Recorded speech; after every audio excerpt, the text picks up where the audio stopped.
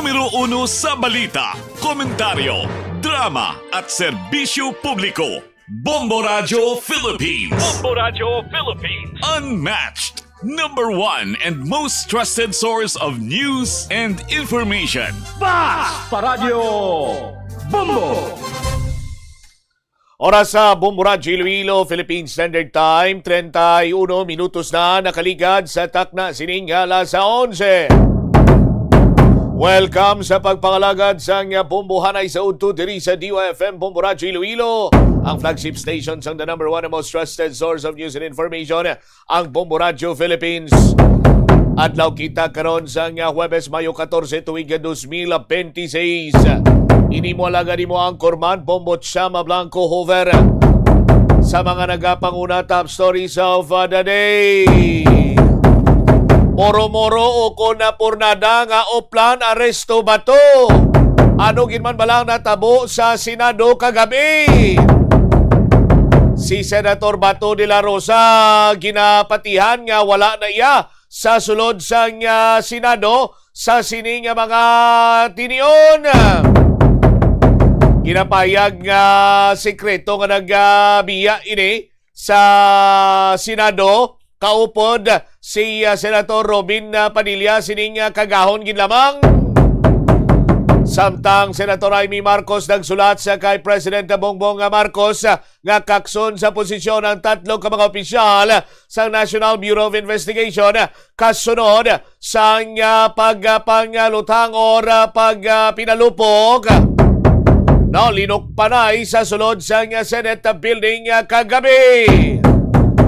Samtang ang spokesperson or PIO sa Philippine National Police ginakumpirmar nga nakuhaan or may na-recover nga live ammunition sa sining ginapatihan driver sa National Bureau of Investigation nga naaresto sa Senate building kag ginapahayag nga mo ang tuyo nga magsulod sa Senate building rason sa pagaluntad sa linok panay.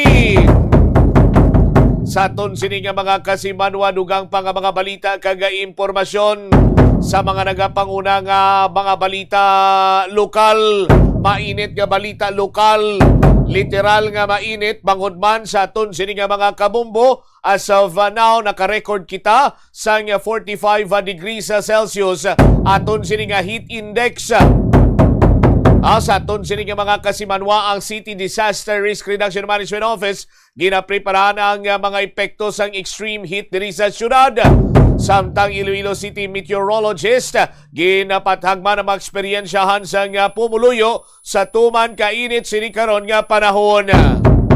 Sa linya naton si Miss Leonor Silvestre, aton sini nga weather observer from Pag-asa Iloilo. Miss Leonor, si Bombo Cha, maayong udto. Hi, hello, maayong ito. Muna ang ating latest weather update para sa karon nga adlaw sa Huwebes, May 14, 2026. As of 18 din aga, ginamonitor natin ng LPA na yara sa sulod sa ating Philippine Area of Responsibility. Ay gina-estimate natin basta ma-available nga data nga ang iya lokasyon ay yara sa may kalayuan 930 km east of southeastern Luzon. Ang ini nga LPA ay unlikely man siya nga mag-redevelop into a tropical depression na kambagyo kag may posibilidad nga magalusa man ini in the next coming days. Then diri naman sa Western Visayas, generally fairweather kita pero wala man natin ginatula ang mga posibilidad sa mga isolated na mga pag-ulan, pangalatod, panaguob, duga sa mga localized thunderstorms. Mahina, tubtob makasarangan naman ang hangin natin nga maghahalin sa direksyon northeast to north nga magadala sa makanay tubtob makasara na pagbalot ng ating kadagatan. Forecast temperature natin generally nasa 26 to 36 degrees Celsius. Ang adlaw na butla ka ginang alas 5:28 ka ginang aga kag bugatunod ini alas 6:04 karon sa hapon. Kag ang ating forecasted maximum heat index para sa karon nga adlaw ay posible magalagos 44 degrees Celsius. So, muna ang ating latest weather update. Hanggang diri sa Iloilo sa Florida Station. Ako si Leonor Silvestre. Madamo din niya. Salamat. Miss Leonor, nagavary man ni sa lugar, no, kung may posibilidad pa nga ang maximum heat index lampas sa 45 degrees nga forecasted dira ninyo sa Pag-asa Iloilo? Yes, sir. Gavary man ni, sir. Especially sa may mga coastal areas, sir. Sa mga coastal areas, dahil, sir, may tendency nga mas mataas pa ang ilang mga record nga heat index dito, sir. Di kay ang syudad sa Iloilo napalibutan man sa mga baybayon. So, sa forecasted nga 44 degrees Celsius, possible nga mag-increase ini siya sa 45 o 46, Leonor? Yes, sir. Wala man natin na ginatila ang mga possibility nga mag-increase pa or mga mataas pa ang mga recorded natin na heat index do karon nga adlaw, sir. Anong gina-advise ang Pag-asa para sa aton sining mga kultura nagapamatik nga nagalantaw karon sa pagpalayagman sa Facebook Live kag YouTube channel sa mga kabombo naton, Miss Leonor? Ang ano lang, sir, mag-tuktok lang kita sa mga presko nga bayo. Mag-inom kita sa mga damo of tubig, so stay hydrated kita. Kag magdala lang kita sa panangga sa init adlaw, like payong o ditani sombrero kung magwa man kita. And then, if possible lang man, likawan natin magwa sa mga oras ng alas 12 sa alas 2 sang hapon. Kaya amo na yan, nagkapit gidi at ng index. Alright. Miss Leonor, thank you so much. Kag mayong udto dira liwat sa inyo. Welcome, sir, kag mayong udto sa inyo. There you have it, si Miss Leonor Silvestre sa Pag-asa Weather Observer sa Pag-asa Iloilo. So, mo sinabanwa no, sa mga kabumbo naton, paiway lang anay ang pagwa sa inyo siniya nga tagsa ka panimalay. Kung hindi gid kagwanta sa gwa sa inyo sini nga mga kwarto or hulot, no, kag grabe sa gyapon ang init ka pa ang inyo sini nga mabatsyagan, pwede ginanay nga panago sa inyo sini iya nga tagsa ka kwarto, no, sa aton sini nga mga kasimanwa.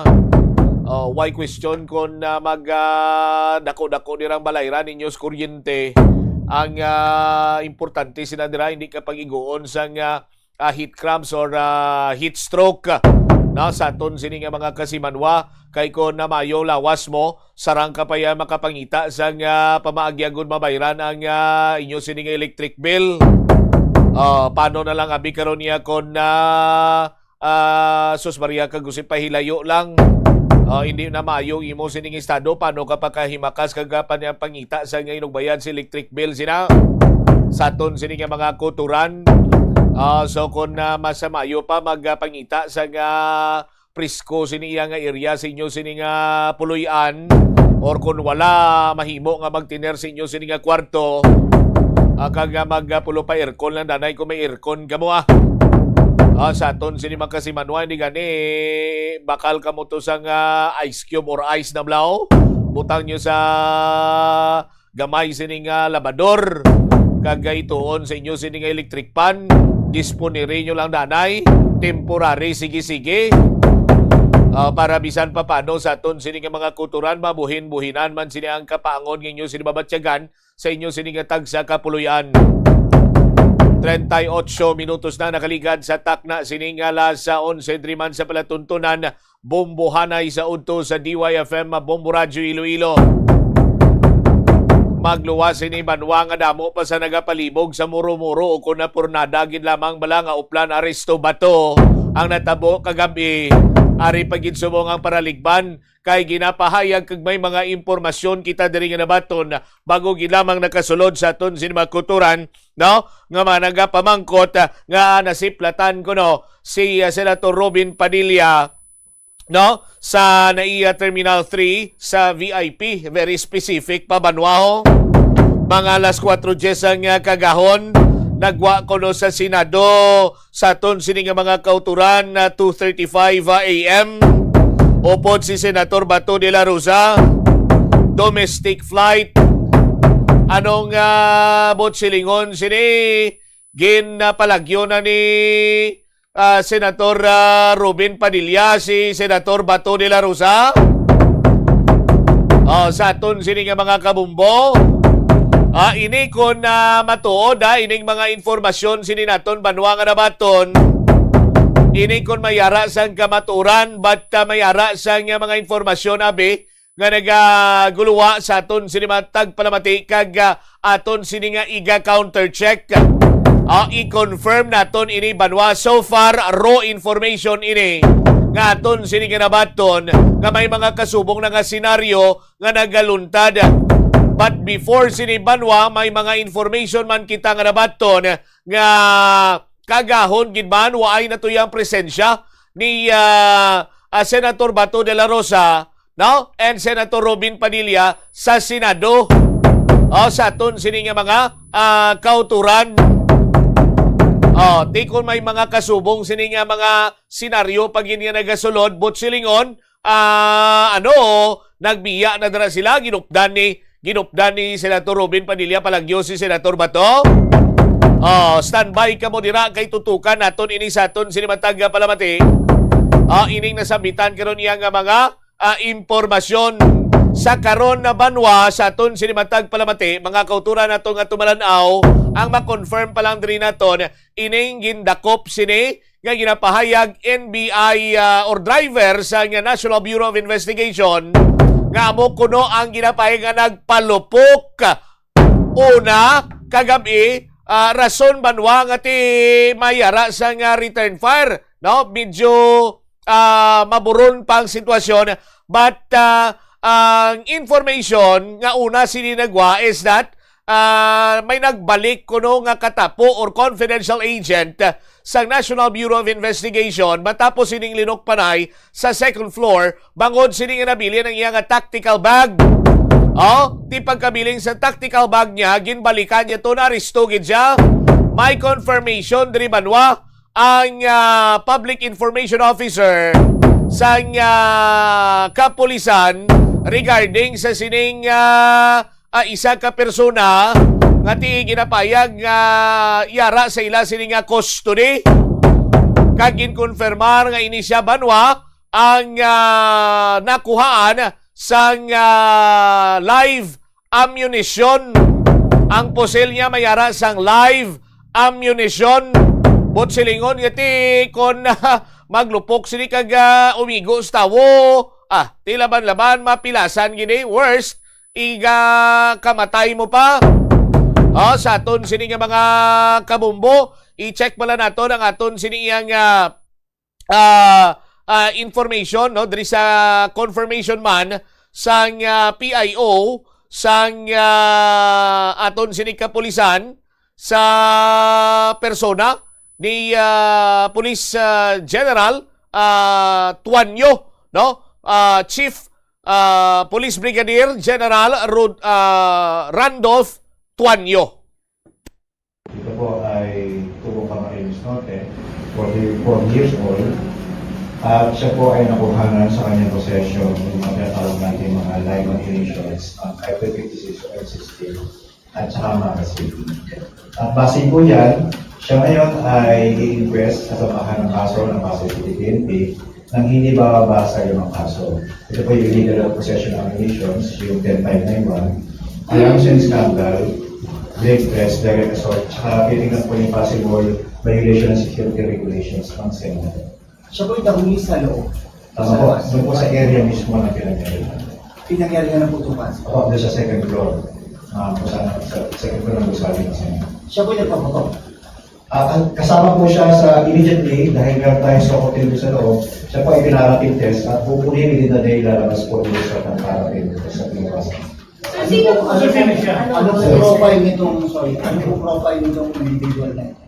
Kasama po yan, yung sinasabi natin ng composite team ng CIDG, PASAY, DIDM, ay ongoing yung kanilang investigation sa pag sinasabi nga po natin. Ito po ay hindi namin kaagad paniniwalaan yung mga lumulutong po ng mga information sa kaugnay ng kanyang pagkakakulangan. Sapagkat officially wala naman nakukuhan na mo na government issued ID sa kanya. Ibig sabihin, ayaw po na paniwalaan ng investigator natin, mga composite teams, na mas paniwalaan yung kanyang claim at yung mga names na kanyang mga binibigay sapagkat ito ay maaari naman ituloy na yung ongoing investigations. Kaya ginawa po na yung GPFP, doon kita po ni DIDM na magsagawa ng separate na background investigations sa nasabi kong arestado individual. Ang pakilala Sir, will you confirm dahil ang Southern Police District, pinangalanan na po siya. Si driver daw siya sa NBI, pangalan niya Mel Oragon, 44 years old. Siya ba yun? Confirm po yung pangalan niya. As to his alleged employment, kasi nasabi nga po natin, within the day, maglalabas po ang Philippine National Police ng opisyal na pahayag, kaugnay ng kanyang kaugnayan sa mga kaugnayan niya sa ibang ahensya. Sir, isa pa, doon sa yung picture na pinakita kanina, yung trajectory niya ng dalawang yan na sa kwarto, yung trajectory po, batay doon sa sinasabi nila, galing po ba sa labas yung putok na tumama doon sa salamin at kwarto po ba yun? At kung kwarto yun, sino ang nandun na pinutukan? Kasama po yan sa ongoing investigation ngayon po sa on-site mismo. Kaya nga po initially, kausap po natin yung mga taga-Soko, nagtataka po sila. Sapagkat yung mga trajectory na makikita po ninyo sa larawan, ay masyado po mataas o pataas po siya. Kasi yung within the day po o half day lang po, malalaman na po natin kung ang trajectory na galing po sa labas o ang galing po sa loob. Siya po yung na-aresto dito. General Elena. Ito po dito. Tama po yun. There you have it sa aton sini nga mga kabumbo, pero gina husisa pagindiri sang tulid kung bala ini siya ang tinawo sa National Bureau of Investigation.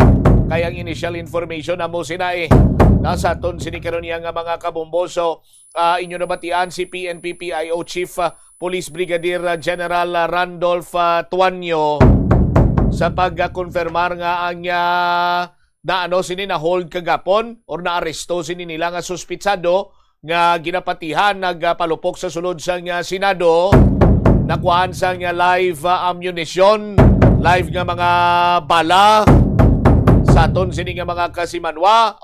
Pero tisang yapon madamo sini iya sang nagaduda diri banwa kag ginatawagan ni nga muro-muro ining nasambitan karon nga linukpanay sa sulod sang sulod sang Senate building. Ang linukpanay ining senaryo kuno lamang banwa ginapatigayon agod nga madistract diversionary tactics para iya nga makapalag makapangita sa nga alagyan si Senator Bato de la Rosa nga makabiya dira sa Senate building sa aton sini nga mga kabumbo. Pero sang naghupa na ang aso ti mga pasado las 3 imidya na to iya sang kagabihon kagabi nagwa si Senator Bato de la Rosa kag nangamusta pagani sa mga pulis to nga on duty sa Senate building. Sa aton sini nga mga kasimanwa kag ining sabahin karon iya sang muro-muro kay ginadudahan diri kon nga daw kasubong iya palariho ang template sang mga senador, no? Nga Senate is under attack, so on and so forth, amo sinamo sadto, no? Kaga ang mga senador lunsay iya nag-live sa ila sini nga tagsa ka mga social media sa aton sini nga matag palamati, no? Kung inyo man sini nga manotisyaran samtang nga nagaklinabo banwa ang linukpanay kagabi, nagpost si Senator Bato de la Rosa, "The Senate is under attack, please help us." Si Senator Alan Peter Cayetano, si Senate President, no? Nag-post man siya sa iya sining social media nga, "This is the Senate of the Philippines. May putukan na po dito. Why are we under attack here?" Magluwas sila nag-live pagid ini siya. Si Senator Amy Marcos naman nagpahayag, nagkaputukan dito sa Senado. Ano ba yan? Hindi na ito normal.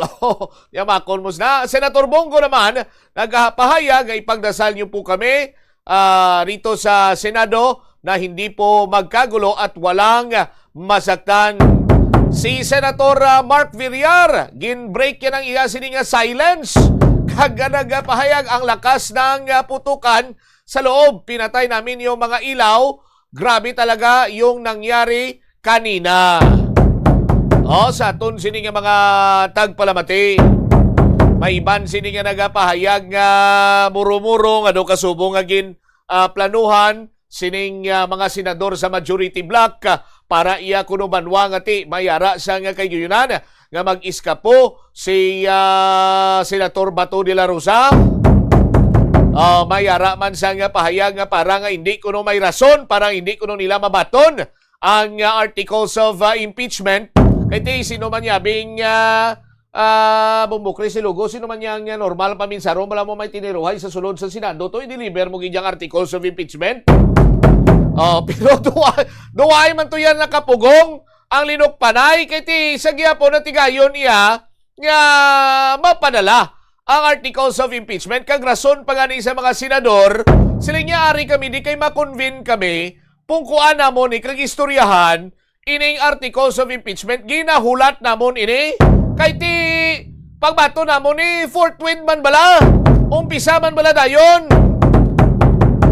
Kadamo sa nagagwa mga kasimanwa sini iya nga mga impormasyon kag pahayag kag lunsay mayara pa sa nga pamuno nga ito talaga ang nangyari kagabi. Ito ang katotohanan. No? Ito po ang katotohanan. Kung aton sining patihan tanan, lunsay matuod ang ginapagwa sa tagsa-tagsa. No? Ti gatuga man ni nagahatag man isang libog sang ulo sa aton sinikaron yung mga kauturan. No? Sinogid man bala ang nagahambal sang kamaturan. No? Kag sino ang nagaplastar sang pagpalapaw kag sobra nga impormasyon. Kay ti kung lang tawon nimo sa aton sini nga matag palamati, sa pinakasimpleng nga paglantaw sang sitwasyon, sino ang mas mapatihan kag mas nakahibalo sang sitwasyon? Ang mga tawo bala nga wala dito kag kasubong naton, kasubong ko, kasubong mo. Nagmonitor kita kagabi. Upod, ginamonitor naton ang live report ni Bombo Angelo Aganan and Bombo Jaira Hanggayo. No? So kung ano ang information nga gina-feed nila sa aton through our social media, kag YouTube channel naton sa aton Sinimatag Palamati o sa Bombo Radio Philippines, dito kita nagkuha sa ginatawag sini nga mga information. No? So not discounting sa mga information nga ginapalabot pagid sa aton sini nga mga kauturan. Pero kung ikaw maghambal nga ang matutud sini nga natabo amo sini pero wala ka dito sa lugar, paano mo nahambal, no? Nga matutuod inang diga nimo nga informasyon kag dapat nga amo inang patihan sang sa statement sang ara dito mismo sa sulod sang Senate building. Sinobi ang patihan sinadri subong naton sa aton sini nga mga kabumbo? Tiyang hambal gani isang Ilonggo pilosoper kung ang kilala, kung may patihan ka manoy, no? Statement, no? Nga naghalin sa hindi politiko. Kay kung politiko ang patihan mo, no? Kag mga tawo nga wala didto, laban-laban patalang kag magaserbi lamang ina sa kung anong gusto nila nga interes nga luyag pagwaon. Sa aton sini nga mga kasimanwa. For example, ginapabangdan nga ang NBI amo iyang naguna palupok ang NBI sa aton sini mga kasimanwa tuyo gid nga sudlon kag arestuhon si Senator Bato de la Rosa sa amo sadto iya nga tsimpo. No? Now, ang pamangkot ginhimo gid man balasang NBI na gintawgan si Director Melvin Matibag ang sabat niya sige paano kami maka-operate, paano kami makasulod? No? Kay may instructions sa samon nga stand down. Ari kami di sa hotel. I forgot the name of the hotel but lapit lang man to sa Senate, no? Ara sila sa hotel, sa aton Sinimatag Palamati, kag may mga banda dito, do may may ara sila sa nga activity nga ginapatigayon sa aton sini nga mga kasimanwa. No? Pero kung lang tawo naman nimo ang other side of the story, may mga tawo nga naka-vest kag nakatatak sa ila sini nga vest ang tatlo ka letra N, B, I. Oh. Kay sino kita mapati, abi? Sa aton sini nga mga kulturan. Oh.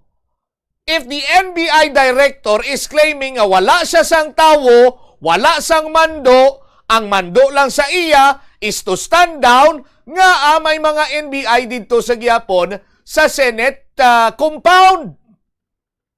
Hindi bla? Sa aton sini makasimanwa? Oh, another video banwa aryo. Oh. Sa ginapahayag to bala nga drill sa aton sini makabumbo. Oh. Una, ginpahayag nga gindrilan kay tuyo sini nga buksan. May mga nagwa naman subong nga gindrilan bangod gusto nga hindi mabuksan, ginbutangan sang tuwerka para hindi mabuksan ang puwertahan. Oh? Kag sa audio mabatian nyo nga may isa ka lalaki nga istorya kag he made mention kasama po natin ang NBI. And then sa interview sa aton sini makasimanwa may nakita ko nga interview sa kay Attorney Melvin Batibag, no? Paano nga ang presensya sa NBI ara didto iya sa area, no? Ti kabalo kamo sang inabugado nga rason? Bumbo Cres, kabalo ka sang inabugado nga rason? Oh, ang sabatya, waay man sa Senado, ara sila ya sa GSIS building. My God! Senate, GSIS building, tambihanay lang gid. No? Amo lang ang puwertahan na nagasipararo sa aton sini nga mga kasimanwa. No? Inaya according sa aton sini nga pag-analisar. So dapat mangin careful man kita. Why man kita nagahambal nga ti kung ano kag ano man lang da. We're just stating the facts sa aton sini nga mga kasimanwa. No? Amo na lang ba sa presidente ni President Bongbong Marcos, kalma lang kita nay. Mismo ang DILG nagamba, kalma lang kita nay. Ang Senate President gamba nga kalma lang kita nay. Galing ang hindi lang niya maayos subong nga natabo, bangod sa pangkalmata, no? Nakalusot si Bato de la Rosa. Bangod sa kakalma naton sa aton sini nga mga kabumbo. Kay bisan kag ano pa man ang pinsaron, no? Senator Bato de la Rosa may salabton iya, no? We can't deny the fact nga mayara sa sang salabton sa aton sini nga mga kabumbo. Pero ang aton lamang sini iya nga ti maghalong gid kita sa mga makita naton sa social media nga ito po ang totoong nangyari. Ito po ang katotohanan. Ti una mo nga i-establisar dira sang natabo kagabi paglinok panay ara to siya how? Or basi ginsugiran lang siya, gin-develop ya ang istorya, informasyon nga sininabaton, kag ginwas-wasag, gindigaya sa anuman nga platform nga madamo ang nakabasa. No? Sa aton sinima kabumbo. Anyway, sa aton sinima kuturan, dugangan aton ini karon may live ang aton sininga news center. I-check naton sa aton sininga Bombo News Center, may live sininga karon nga mga tinion. Bombo News Center, please go ahead. Intelligence report po para sa aming mga operations po. Thank you, sir. Salamat po. Natanong mula kay Katrina Domingo, ABS-CBN. Sir, ipinapavalidate lang po. Yun po bang mga responde sa GSIS para i-secure or armed NBI agents? Well, yung request po kasi sa amin na sulat na aking natanggap ng alas 5:08 PM po kahapon mula po kay GM Vic Veloso is to secure and panatilihin po yung kapayapaan and peace and order. So pag may request pong ganon, talaga pong nakabihis naman po ng ano tawag dito, yung pong kanilang ordinary gear na ganyan, dala po talaga yung mga ganyan na arms. Ano po? Sir, bakit po may drilling involved? Can you categorically explain to the public bakit po may drilling involved? Nakita ko rin po yung video na yan at kung makikita nyo naman po, yung mga suot ng taong nagdi-drill, hindi naman po pang assault. Ang nagdi-drill po, tinatanggal po nila yung lock because the access from the Senate going to GSIS, yung susi po, ang report po sa akin ni GM Veloso is nandoon po sa Senate. Ang gusto po niya, isara po yung lugar na yon kasi nga po, labas-masok na raw po ang iba't ibang tao. Hindi na po masecure yung lugar at yung mga employees. So yung primary concerns po niya. Kaya kung makita niyo po yung video, drilling tapos sinarangan po ng mga metal cabinet para hindi po madaanan na yung lugar po na yon. Sir, in a span of 3 days, 3 beses pong nalusutan, if that is the proper term, ni Senator Ronald De La Rosa ang NBI. First, hindi nahabol sa stairwell ng Senate. Pangalawa po, kahapon, supposedly, nagkagulo doon sa Senado and he was holed up in his office. At ngayon naman po, nakaalis sa Senate without the NBI knowing exactly kung nasan po yung senador. To what do you attribute these lapses or these discrepancies? Hindi naman po siguro lapses. There's our operational requirement po. Number 1, yun doon po sa Senado nung hindi po siya na-aresto. Naikwento ko na po yan eh. Kaya nga po ako humihiling ng buong kopya ng CCTV mula nung dumating siya sa parking kung kanino siya nakasakay na sasakyan hanggang sa pumasok. Dahil lang nakita na lang po nating video, yung takbuhan na lang yung habulan. Hindi po na ipakita ron na magsiserve na ng warrant, kakausapin na po si Senator Bato. Ito ang Bombo Radio Philippines. Fully digitalized. Numero 1 sa balita, komentaryo, drama at serbisyo publiko. Bombo Radio Philippines. Bombo Radio Philippines. Unmatched. Number 1 and most trusted source of news and information. Sa Radyo Bombo. This is Bombo Network News Noontime Edition broadcasting live at Bombo Radio Broadcast Center, Makati City, Philippines. Po ngayon ng Webes, 14 sa buwan ng Mayo taong 2026. Sa ating mga headlines, Senator Bato de la Rosa nakalabas na raw ng Senado at pag-alis nito kinukumpirma naman sa ilang mga pahayag ng mga senador. Ang Department of Justice naman maaaring ikonsidera raw ang opsyon ng extradition at pagsuko kay Senator Bato de la Rosa tungo sa International Criminal Court. Leader ng Senado, dating leader ng Senado, binigyang diin na walang batas na nagbibigay ng pahintulot sa Senado para bigyan ng protective custody ang sinumang individual o miyembro ng naturang kapulungan. Ang Department of Information and Communications Technology at Cybercrime Investigation Coordinating Center mahigpit na binabantayan ng fake news sa Senate shooting incident. 5 person of interest na tukoy na umano. At Luzon at Visayas grid isa sa ilalim sa red at yellow alert at posible ang pagkawala ng supply ng kuryente dahil sa kakapusan ng supply nito. At live nationwide via satellite, dumako na tayo sa ating mga balita at tumungo tayo agad-agad dyan po sa Palasyo Malacanang kung saan nagpapatuloy ang press conference ng National Bureau of Investigation at iba pang mga otoridad kaugnay doon sa insidente sa Senado. Ating tunguhin mga kabombo, mga ka-Star Nation, ang mga kaganapan dyan sa press conference ng Presidential Communications Office na ongoing sa mga oras na ito. Mapari lang po naming mailahad sa inyo yung pong inilahad din ni Yuse Claire Castro na factual kung paano po nangyari. We'd rather not draw conclusion po sa isang ongoing investigation, but rest assured po that we have final result of the investigation ay papaalam po natin to sa publiko. Tama po yun. On the part of the Philippine National Police, katulad nung sinabi ko kanina, papasalamat ako, nandito ang ating Director NBI in as much as the Philippine National Police siya po ang maglilid ng investigation dito. And of course, we need to account kung sino ang may armas or sino ang security forces na nandun. Of course, meron tayong GSIS building security and nandyan na rin ang NBI na were requested to beef up the security at that a building, as well as we have the GSIS building being occupied by the Senate. So tinitignan natin yon, the security are meron po tayong security, meron tayong PSPG to beef up the security ng OSAA. Actually, nagdagdag pa nga ng 10.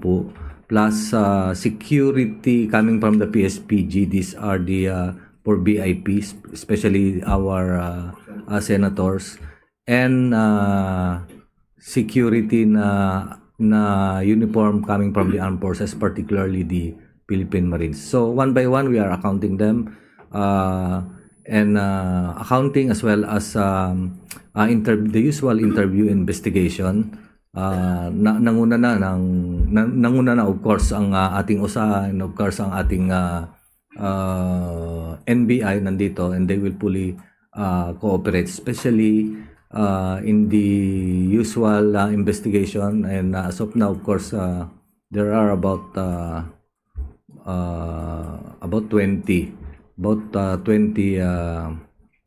personalities na nakita na. And it will be, these statements will be i-compare po natin sa mga ebidensya, like for example physical evidence, empty shells, lalo na yung ating CCTV footages.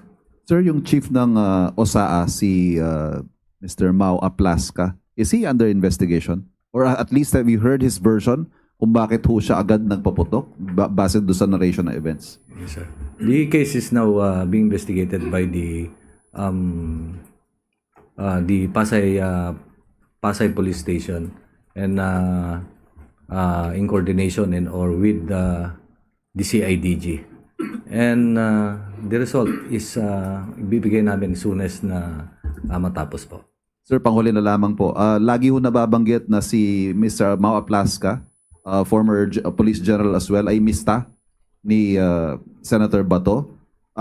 Bilang isang PM mayor din po. Tapos hindi maiwasang mamalisyahan, ika nga, na ngayon po nare-report that Senator Bato is already out of the Senate premises.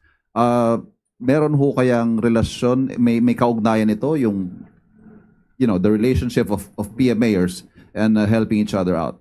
Well, on my part, I'm a graduate of Philippine Military Academy. Pagdating sa organization yun, of course, doon ako natuto. But isa sa mga natutunan natin is, of course, isa lang like investigator. Let no person deter you from the truth, and to ensure that justice is done. Sir, and we will ensure that. Last na lang po kay Director Matibag.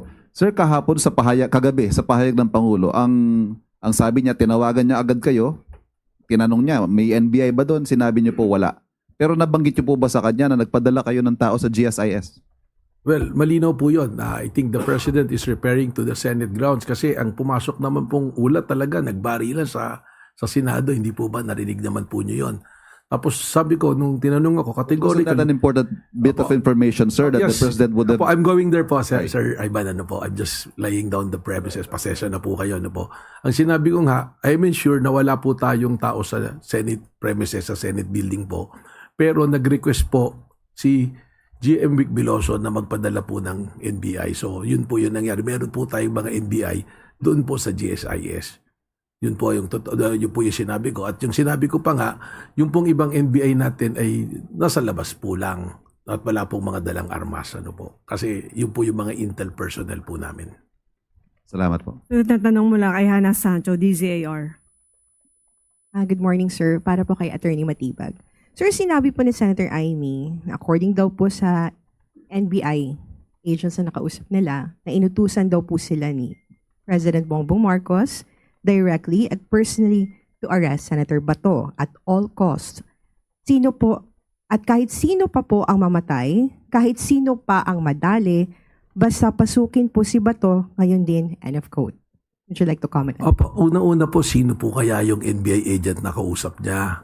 Kasi kung nagre-repair po siya dun sa nahuli na driver, hindi po NBI agent yun, po. At pangalawa po, na mas importante, wala pong naging ganong utos si Pangulo.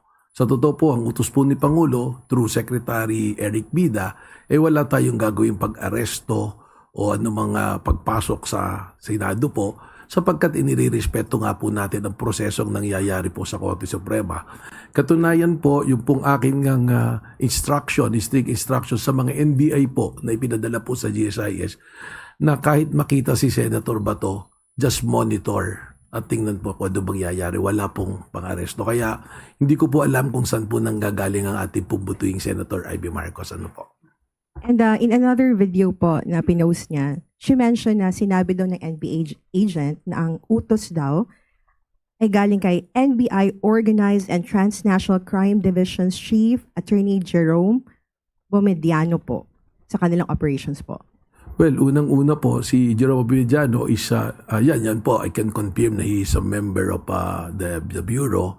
Pero wala nga po siya ron sa operation. Birthday po niya ng anak kahapon. At kami po, ang buong NBI family, nandoon po lang kami sa katabi ng opisina namin, na kami po nagkakaroon po ng planning, catch-up plan po, mula po kahapon hanggang bukas po ng Biyernes. Kaya mabuti po siguro si Senator Ivy po tanungin natin at ipakita po ang ebidensya kung saan po nanggaling.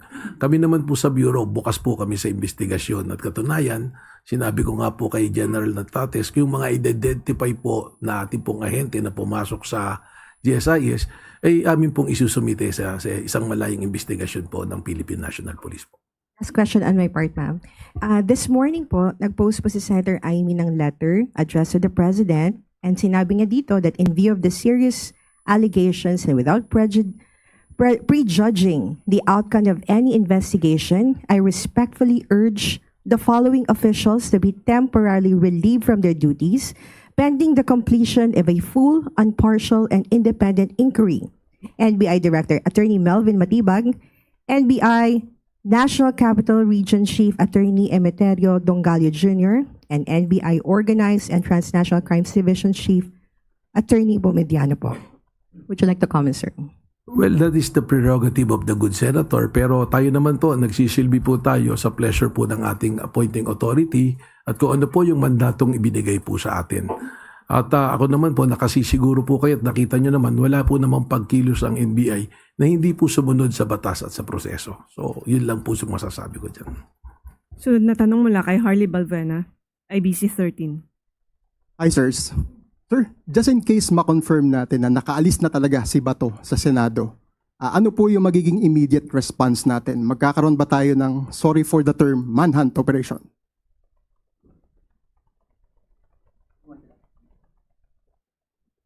Siguro po, ang iintayin muna natin kung ano talaga yung nangyari doon, kung nakaalis na po talaga si Senator Bato. Pero just the same, there will be an interagency collaboration with the PNP, NBI, the law enforcement agencies, ang DOJ po, ang PCTC, at syempre po always in coordination with the Office of the President bago po tayo makapagbigay ng talagang pahayag na sigurado pong gagawin. PNP Chief Natates. Sir, can the Philippine National Police under your leadership ensure that no special treatment will be given to Senator Ronald Bato del Rosa, who is a former PNP chief? Wala po tayong special treatment yan. We implement the law without fear or favor. And the Philippine National Police ay, of course, for any eventuality, arrest or whatsoever, we are always preparing ourselves para ma-improve ang ating operation and back up by strong collaboration with the concerned agencies, especially the Department of Justice in cases of warrant of arrest. And of course, in different law enforcement agencies. Okay, sunod na tanong mula kay Ivy Reyes, Bilyonaryo. Hi, good morning po, PNP Chief. From your professional experience and capacity as PNP Chief, how would you assess the direction of the gunshots? Kasi po yung direction ay medyo mataas, tapos sa glass door and it's just one location, sir. Okay.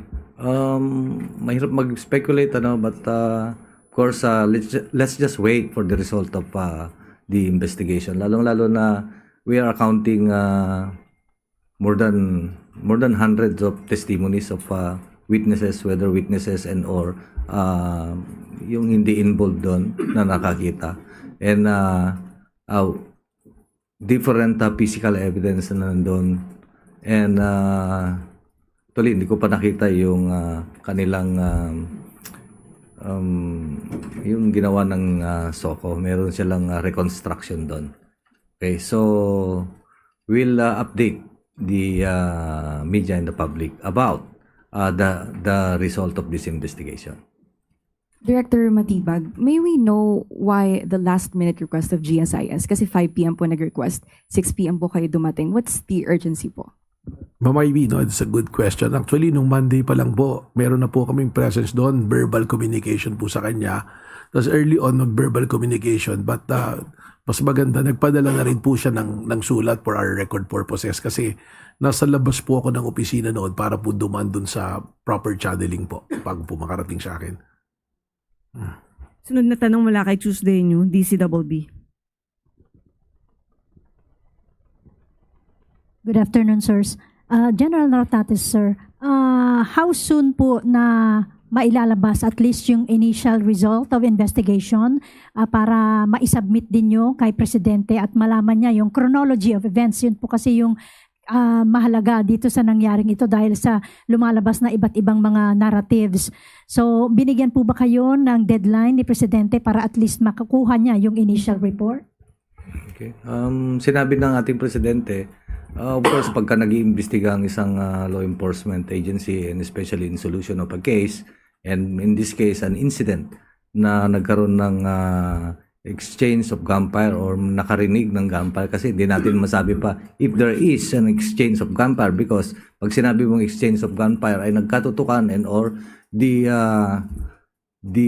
bullets are geared towards you. So, yun ang tinitignan natin sa katulad ng sinabi ng ating kapatid dito na kung ang appreciation is staged ba or nagkaputukan na magkasakitan. So we are doing that and I'm enforcing all the resources, necessary resources to speed up and resolve this incident.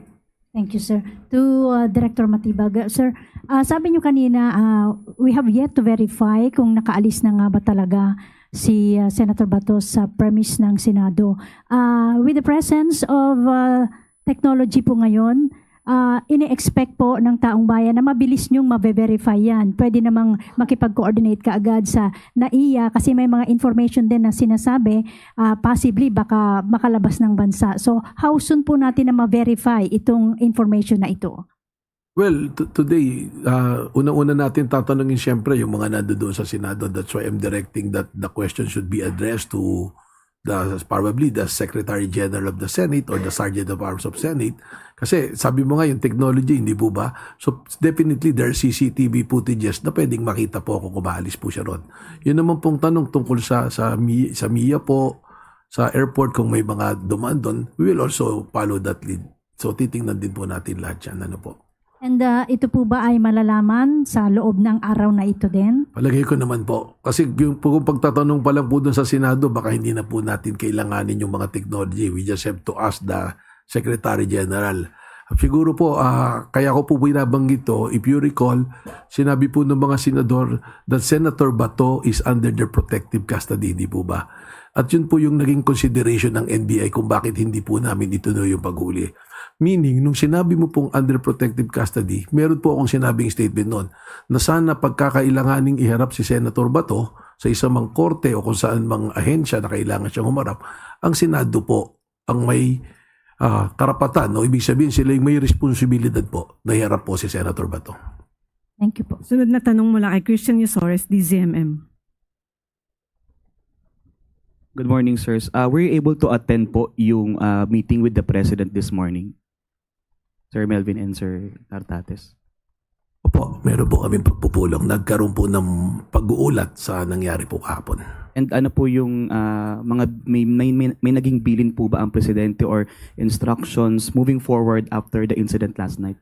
Pero po, siguraduhin ng investigasyon ay makatotohanan at parehas at lumabas kung sino talaga ang mga may pagkukulang at kung ano talaga ang may mga pananagutan at siguraduhin tawagin at pananagutin yung mga taong may dapat panagutan sa pangyayari pong ito.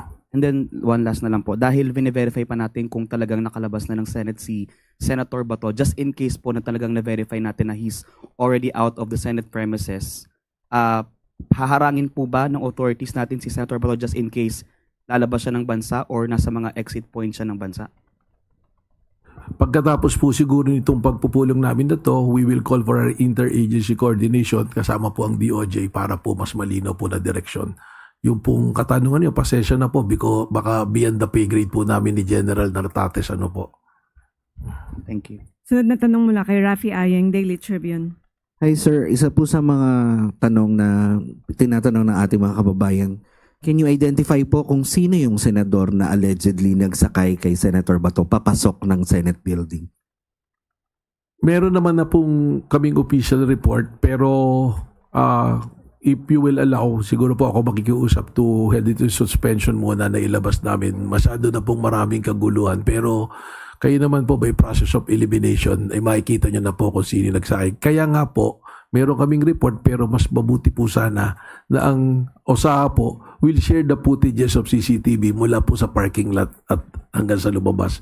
So we are been requesting po na ipakita yon dahil yung nangyari po nung Lunes, ang nakita lang po natin yung habulan na sa hagdanan eh. Yung pong pagpasok mula sa parking hanggang makarating doon sa hagdanan, hindi po natin nakikita eh. So baka pagka matanong din natin po sa Senado na baka pwedeng mabigyan po tayo ng kopya para makita natin kung kanino pong sasakyan na sumakay. Although, narinig ko po may admission na si Senate President na sa kanya sumakay.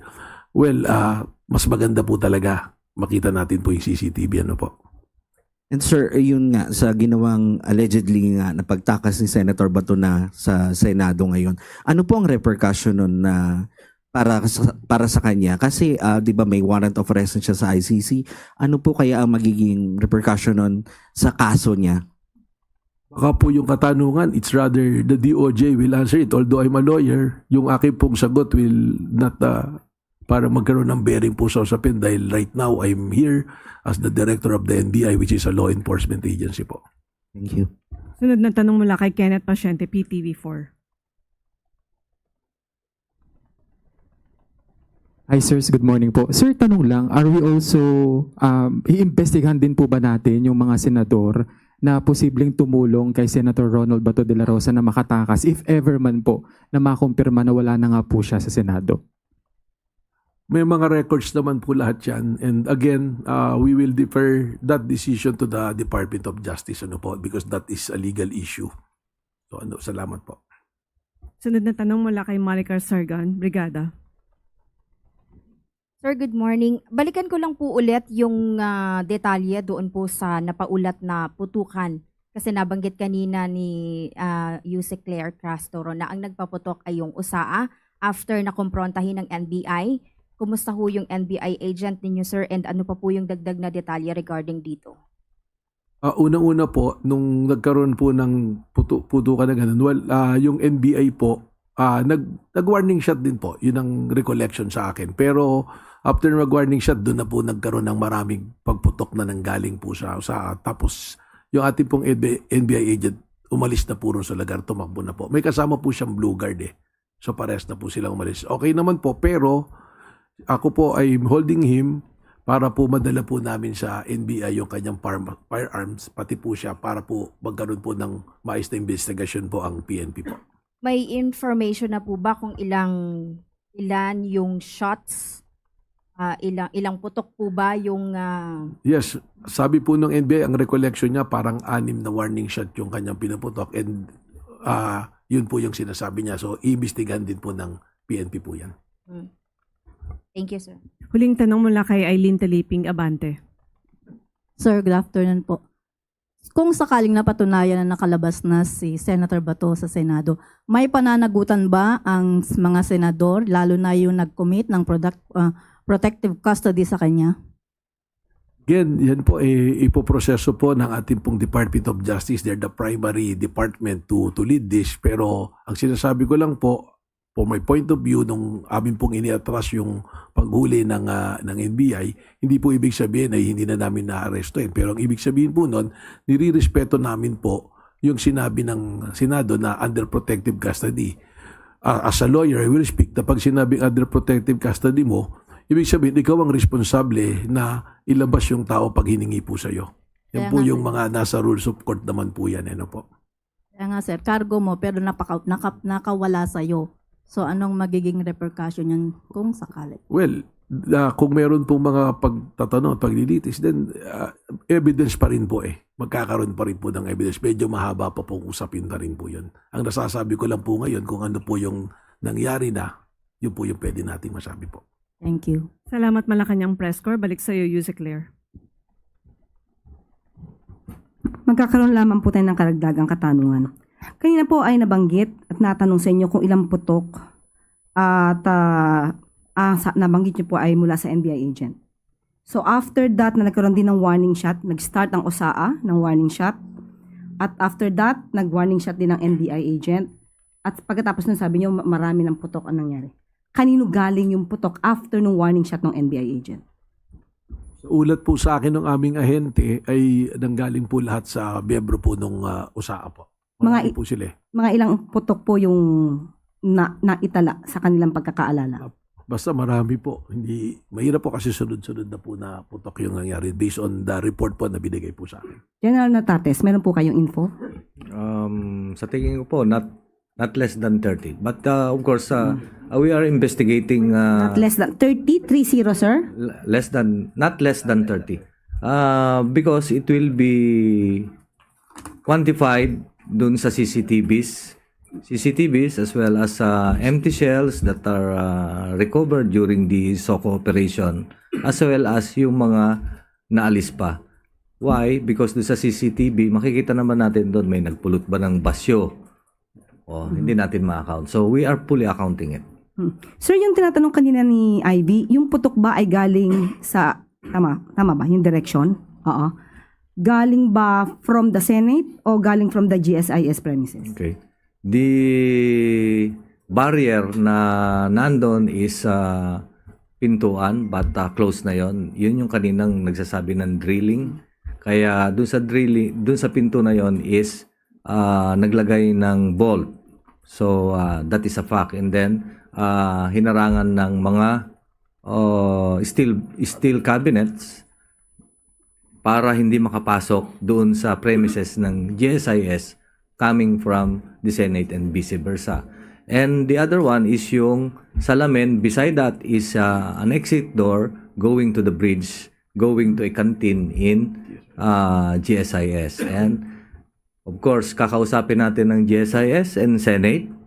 What is the purpose of this exit door going, a bridge going dun sa, malapit dun sa, is it a barrier? Ayan na mismo ba yung ating boundary? Kailangan mag-usap sila or kailangan imbestigahan sila kung nag-uusap ba sila. Is there an evacuation plan? Is there fire evacuation plan? And the purpose of this door at saka bridgeway. And beside that is the window. The window is hold with bullets. Okay, so hindi ko maano yung but initial appreciation of that is the bullets came from inside. Inside a Senate? Inside the Senate. Okay, thank you very much. Attorney Matibag, sabi niyo po, kinausap po kayo no May 11 regarding protective custody. Sino po ang nakausap tungkol sa protective custody? Yes, you're referring po siguro doon sa nangyari nung Monday. May 11, yes sir. Opo, nangyari po kasi noon, nung arrestuin namin, tapos 7:30 yata po yun, narinig ko na nag-motion si Senator Marcoleta na file ng resolution to put Senator Bato into protective custody. Nung narinig ko po yun, nagkonsulta po ako sa kila Secretary Bida na sinabi ko, siguro hindi na muna natin arrestuhin in deference also and in respect to the Senate. Pero ang nangyari po, nung pinapo-pull out ko na po yung amin pong arresting team, yung pong binanggit na pangalan na gustong ipasuspinde, yung NCR po namin, hinarang po sila sa baba, gusto silang i-detain. So, minabuti ko po na tumawag kay SecGen Dong Mendoza para kausapin, mag-negotiate na total we're pulling out, baka naman pwedeng nang palabasin kami. So, ginawa ko po, pumasok po ako sa Senado expecting to talk to Senate President Alan Peter Cayetano. Nung pagpasok ko po sa pintuan, andun po si Senator Ivy, Senator Pia Cayetano, Senator Loren, Senator Mark Villar, Senator Marcoleta initially, tapos dumating po Senator Jinggoy and Senator Bongo.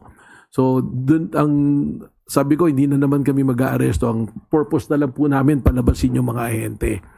So, nung una, yung po nilang pumayag. So, until nagkasundo po kami na to release them na ako po yung mamamahala at magkaroon kami ng parallel investigation sa nangyari. So, nung in-interview po ako, doon ko po sinabi yon na yung protective custody, we are expecting na dahil nasa Senado na, sinabi nila yan, it means that they are responsible doon sa pagkatao ni Senator Bato at kung may mga ilangan na siya humarap, dapat ang Senado ang magbibigay. At nabanggit ko rin naman po yan sa aming pong pagpupulong. At lumalabas naman po talaga na nabigyan ng Senado ng protective custody. Well, opo, kaya nga po nandirito siguro at nagkagulo dahil ang iniisip nila yung aming pong ginagawang pag-secure ng GSIS premises at ng mga tao po roon, iniisip nila na huhulihin namin. Dahil gaya po ng sinasabi nyo, maaga pa lang, parang nung nalaman po nila na walang TRO na inisyong Supreme Court, ang naging thinking is uhulihin po si Senator Bato. So sa inyong pagkakaalam, since may protective custody, sabi nyo ang Senado ang may responsibilidad para sa location, if ever, ni Senator Bato. Yes, nabanggit ko po yan doon sa pagpupulong namin privado at the same time publicly ay sinabi rin po natin yan. So kung talagang wala na, according to some sources, confirmed daw na wala na Senator Bato sa Senado, ano po ang mararamdaman nyo since kayo po yung nakipag-usap sa Senado? Well, malungkot po yan dahil I feel that dapat yung aming pong usapan dyan, it should be honored po yan eh. Dahil ako naman po naniniwala na ang ating mga senador, mga kagalang-galang po nating senador, sila po humingi ng ganon at ang pagkakalam naman natin, puproteksyonan nila hindi lamang po si Senator Bato, kundi yung pong ating mismo mga batas at konstitusyon na umiiral. Katulad ng binanggit po ni Ivan, kung merong pagtingin yung ibang mga kababayan natin na mukhang stage ang commotion na ginawa para palabasin si Senator Bato, meron po ba kayong ganong naulinigan? Well, I will be very honest, Yusek Claire, no? That's the sentiment of our NBI agents kasi nandoon kami, of course, hindi na rin lang para sa seguridad ng GSIS, kundi yung amin na rin mandato na siguraduhin na isang tao na may mandato de aresto ay malaman namin kung saan pupunta. Lalong-lalo na nakita naman natin 6 na buwan din nagtago mula nung nabalitang may warrant. So isa na po sa aming tinitingnan yon. Kaya naman po doon sa ibang mga katanungan tungkol doon, ang sinasabi ko lang, we will always defer to the judgment of the Department of Justice dahil sila po yung primerong ahensya na namumuno po rito. Maraming salamat sa ating NBI Director Attorney Melvin Matibay and of course PNP Chief General Jose Melencio Nartat. Matibay kasi. Okay. Nagsasabi po ng matibay, kilala ko po yan, Mama. Ano po ba? Ulitin po natin. Take 2. Okay. Maraming salamat kay NBI Director Attorney Melvin Matibag at PNP Chief General Jose Melencio Nartates Jr. At tandaan po natin, ang bagong Pilipino ay para sa katotohanan at hindi para sa pagko-cover up. At dito po nagtatapos ang ating press briefing. Magandang araw para sa bagong Pilipinas. Mga kabombo at mga ka-Star Nation, oras na po natin sa buong kapuluan ay 27 minuto bago sumapit ang 1:00 ng hapon. At tuloy-tuloy na ho tayo sa ating mga balita. Nagpaabot ng liham si Senator Amy Marcos sa kaniyang kapatid na si Pangulong Ferdinand Bongbong Marcos Jr. upang hilingin ang pansamantalang pag-relieve sa pwesto ng ilang opisyal ng National Bureau of Investigation matapos ang nangyaring kaguluhan sa Senado. Kabilang nga sa mga pinangalanan ng senadora ay sina National Bureau of Investigation Director Attorney Melvin Matibag, National Bureau of Investigation National Capital Region Chief Attorney Emeterio Dongalio Jr. at National Bureau of Investigation Organized and Transnational Crime Division Chief Attorney Jerome Bomediano. Ang kahilingan ay kaugnay ng investigasyon sa Senate stand-up na naganap kagabi kung saan ay pinaniniwalaan na ilang individual mula sa hanay ng National Bureau of Investigation ang inkwentro sa panig po ng Office of the Sergeant at Arms na pinangungunahan naman ni retired General Oplaska at hangad na ng hakbang na ito na matiyak ang pagiging patas umano at maayos na investigasyon at maiwasan ang anumang posibleng impluensya mula sa mga opisyal na direktang sangkot sa insidente. Ang mensahe ay panawagan na rin mula sa senadora upang mapanatili umano ang integridad ng proseso at mabigyan ng tiwala ang publiko sa magiging resulta ng investigasyon. Wala pa namang ganap na pahayag si Pangulong Ferdinand Bongbong Marcos Jr. bagamat nagsagawa na ng press conference si Undersecretary Claire Castro, ngunit hindi pa ito direktang nanggaling kay Pangulong Marcos tugon sa kanyang kapatid. Samantala, sa mga bagong development naman ng Department of Justice, maaari raw ikonsidera ang opsyon ng extradition o pagsuko kay Senator Bato de la Rosa patungo sa International Criminal Court. Kumuha tayo ng mga karagdagang detalye dyan sa pag-uulat ni Bombo Grant Hilario. Bombo Dennis, Bombo Ever, nananatili at hindi pa binabago muli binabago ng ang naunang posisyon ng Department of Justice sa mga maaaring ikonsiderang opsyon ukol sa issue ng International Criminal Court sa bansa. Ayon kay Justice Spokesperson Sir Polo Martinez, mayroong dalawang opsyon ang kaguran sa ilalim ng batas. Alinsunod anya sa Republic Act No. 9851, nakapalubro ito ang mga opsyon na pag-surrender o pagsuko at extradition o extradite sa isang suspect o individual tungo sa isang international tribunal tulad ng International Criminal Court. Sa naturang batas kasi ay pinahihintulutan ang surrender at extradition sa mga akusadong naglalayong maparusahan dahil sa mabibigat na krimen tulad ng genocide, war crimes at crimes against humanity. Habang ganito rin ang paniniwala ng gurong naghain ng petisyon sa Korte Suprema na si John Baritayam hinggil sa usaping pag-aresto kay Senador Bato de la Rosa. Gitnyay, nangyari na ito noong nakarang taon kay former President Rodrigo Duterte at nasa otoridad kung papaano ipapatupad ang arrest warrant mula sa International Tribunal. Ating pangyan, ang gurong si Baritayam, isang petitioner sa Korte Suprema. Well, valid po kasi talaga doon sa ating meron po kasi tayong batas na sinasabi na it could be surrender or extradite according to RA 9851 Section 17. So even without warrant from the possible kasi nangyari naman po yan kay former President Rodrigo Duterte. Ngayon, nasa kanila po kung paano po nila i-execute yung pag-serve ng warrant. Pwede mo siya ma-arresto dito. Depende kung dadalhin ba siya sa Hague or hindi. Ang gurong si Baritayam may isang petitioner na naghain na sa Korte Suprema noon kamakailan lamang sapagkat kanyang kunwestiyon ang mistulang proteksyon na kukuha nitong nakaraan ni Senador Bato de la Rosa sa kanyang naging pagstay o pananatili sa Senado para maiwasan ang pagsisilbi ng arrest warrant. Kung kaya't hamon niya sa naturang mamabatas na harapin ang aligasyon at patunayan sa Korte ang pagiging inosente nito. Paniniwala ng naturang gurong si Tayam na dapat hindi takbuhan o magtago pa si Senador de la Rosa kung may katotohanan namang wala itong kasalanan. At muling pakinggan ang gurong si John Baritayam. At this point, hindi niya sana gamitin yung Senado.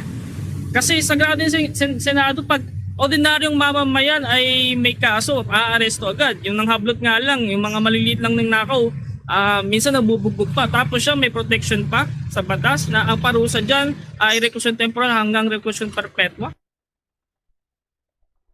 Muli rin pakinggan si John Baritayam sa kanyang naging mensahe para sa naturang si Senador Bato de la Rosa. Para sa Bombo Network News, ito si Bombo Grant Hilario. And this is Bombo Radio Philippines, the #1 and most trusted source of news and information. Basta Radio Bombo! Sinabi ni dating Senate President Franklin Drilon na walang legal na batayan para ilagay sa protective custody ng Senado o manatili sa ganong kalagayan si Senator Ronald Bato de la Rosa sa gitna ng arrest warrant na umiiral mula sa International Criminal Court.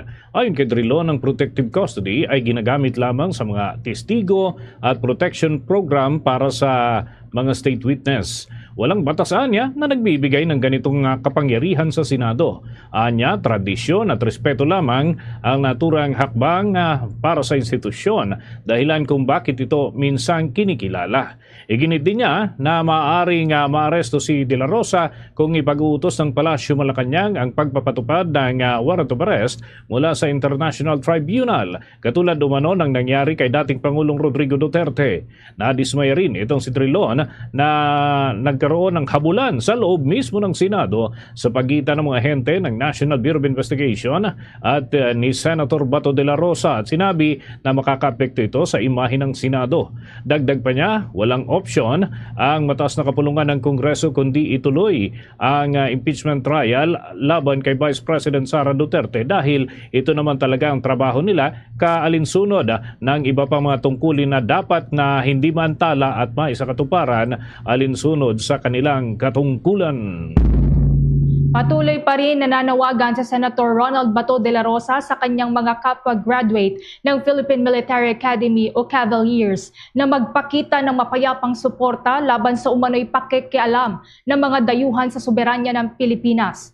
Maalalang bago nito ay inawit pa ni Senator Bato de la Rosa ang PMA hymn bilang pagpapakita ng kanyang pagpapahalaga sa kilalang military schools sa bansa. 2 ulit pang inawit ng senador ang PMA hymn sa kanyang public appearances, bagay na nagdulot ng espekulasyon tungkol sa mensahe niya sa military at police forces. Ito'y kasunod pa rin ng posibilidad ng kanyang pag-aresto kaugnay ng warrant of arrest na inilabas ng International Criminal Court dahil yan sa drug war ng nakalipas na administrasyon.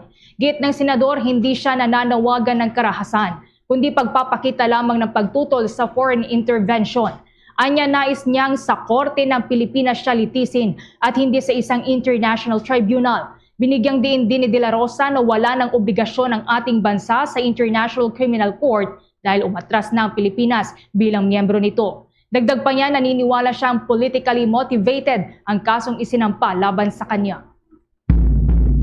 At kaugnay pa rin ng mga development dito mga kabombo, kumuha tayo ng update mula dyan sa Senado dahil inisyal ho ng mga impormasyon na kalabas na nga ng Senate compound itong si Senator Ronald Bato de la Rosa. Pero ano nga ba ang opisyal na pahayag ng liderato ng Senado hinggil dito? May balita si Bombo Jaira Hangayo.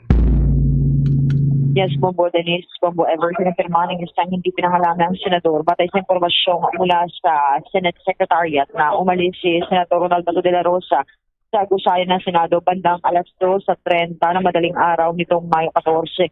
Wala pang inilalabas na opisyal na pahayag ang kampo ni De La Rosa hinggil sa kanyang kinaroroonan matapos ang napaulat na pag-alis sa Senado. Hindi rin malinaw kung saan nagtungo ang senador matapos umalis sa gusali. Matatandaang nasa ilalim ng protective custody ng Senado si De La Rosa matapos lumutang itong warrant of arrest mula sa International Criminal Court kaugnay ng umano'y crimes against humanity sa war on drugs ng Administrasyong Duterte. Nauna rin isinailalim sa lockdown ang Senado noong Miyerkules ng gabi matapos ang tensyon at napaulat nga yung na-witness natin na putukan sa loob ng compound habang pinaiigting ang seguridad sa gusali. As of this moment, Bombo Dennis, dito sa Senado, sa ikalawang palapag, naghahanda tayo ngayon dito sa mga posibleng kaganapan, particularly yung pag-interview dito kay or sa ilang mga senador kasi there will be a session happening maya lamang, Bobo Dennis. And right now, babalikan natin yung mga kaganapan dito sa Senado. Sige, maraming salamat Bombo Jai, ingat kayo dyan. Live mula dito sa Senate of the Philippines, ito si Bombo Jai Rangayo and this is Bombo Radio Philippines, the number one trusted source of news and information. Basta Radyo, Bombo! The Bombo Radio, Energy Conservation Advocacy. Kung kaya, gumamit muna ng electric fan bago mag-aircon. Kung gagamit man ng aircon, itakda sa tamang temperatura 24 hanggang 26 degrees Celsius. Siguraduhin ding sarado ang kwarto para hindi sayang ang lamig at mas maging efficient ang paggamit nito. Paalala mula sa Bombo Radio Philippines, the number one and most trusted source of news and information. Basta Radio Bombo! Samantala, dako pa po tayo sa mga karagdagang balita na nakalat ng ating pong mga kasamahan.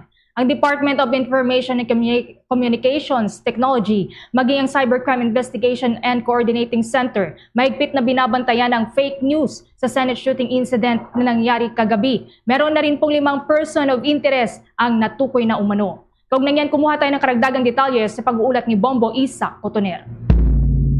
Bombo Dennis, Bombo Ever, nagbabala ang Department of Information and Communications Technology o DICT laban sa pagpapakalap ng maling impormasyon at mga post na maaaring mag-udyok ng karahasan kaugnay ng insidente ng pamamaril sa Senado kagabi, Mayo 13. Ayon kay Department of Information and Communications Technology Secretary Henry Aguda, inatasan na niya ang Cybercrime Investigation and Coordinating Center o CICC upang bantayan ang mga social media posts at online content na posibleng magdulot ng takot, kalituhan at kaguluhan sa publiko. Sinabi ni Aguda na mahigpit nilang minomonitor ang mga edited videos, fake news at mga posts na nanghihikayat ng karahasan o pagpunta sa Senado upang manggulo. Giit niya, walang puwang ang maling impormasyon lalo na sa panahon ng tensyon at pangamba. Nagbabala rin ang naturang ahensya na mananagot sa ilalim ng batas ang sinumang mapatutunayang nagpapakalat ng maling impormasyon at pag-uudyok ng kaguluhan online. Kaugnay niyan, pakinggan natin ang tinig ni Department of Information and Communications Technology Secretary Henry Aguda. Sa gitna ng kaguluhang kasalukuyang nangyayari, kasunod ng gulo na naganap sa Senado, aktibo at mahigpit na nagbabantay ngayon ang Department of Information and Communications Technology, kasama natin ang Cybercrime Investigation and Coordinating Center sa mga magiging kaganapan sa social media at digital platforms hinggil sa issue. Alinsunod sa aming mandato, magsasagawa ngayon ng close monitoring ang DICT at CICC sa mga posts o content na matatagpuang nanghihikayat na dagdagan pa ang gulo o maghasik ng karahasan. Samantala, sa isang pulong balitaan din ngayong araw, kinumpirma ni Secretary Aguda na mayroon ng 5 persons of interest na natukoy ang DICT dahil umano sa pagpapakalat ng mga posts na nanghihikayat sa publiko na pumunta sa Senado at maghasik ng kaguluhan. Nairekomenda na rin umano mga ito sa law enforcement agencies para sa mas malalim na investigasyon. Ayon pa sa kalihim, walang naganap na cyber attack kundi mga individual mismo ang nagpo-post online na mga pahayag na nanghihikayat ng gulo at karahasan. Nakipag-ugnayan na rin umano ang ahensya sa mga social media platforms upang bantayan ang mga posts na lumalabag sa kanilang community standards. Para sa Bombo Network News, ito si Bombo Isa Cotoner and this is Bombo Radio Philippines, the number 1 and most trusted source of news and information. Basta Radio, Bombo!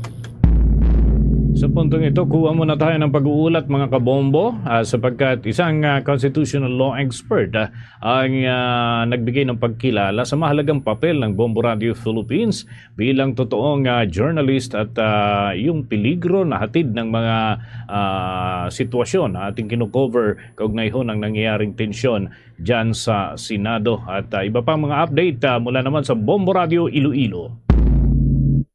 Kinilala ng isang constitutional law expert ang mahalagang papel ng mga lehitimong mamamahayag tulad ng Bombo Radio Philippines sa pagbibigay ng tama at balanseng impormasyon sa publiko, lalo na kaugnay sa mga tensyon at mainit na usapin sa Senado. Sa prayam ng Bombo Radio Iloilo kay Atty. Michael Yusingo, isang constitutionalist, sinabi ito na mahalagang responsableng pamamahayag upang maiwasan ang pagkalat ng maling impormasyon at mapanatili ang tiwala ng publiko sa media at sa mga institusyon ng gobyerno. Binigyang diin din ito ang nangyari kagabi kung saan nalagay sa panganib ang buhay ng mga journalist sa gitna ng kaguluhan sa loob ng Senado. Sa kabilang dako naman, ang publiko ay maaring malagay sa panganib dahil sa ilang vloggers at nagpapakilalang journalist na walang sapat na verifikasyon sa kanilang inilalabas na impormasyon, bagay na maaring magdulot ng kalituhan at lalong magpainit sa sitwasyon. Dagdag pa ni Atty. Yusingo, malaki ang papel ng mga lehitimong media organizations sa pagsunod sa ethical standards ng pamamahayag,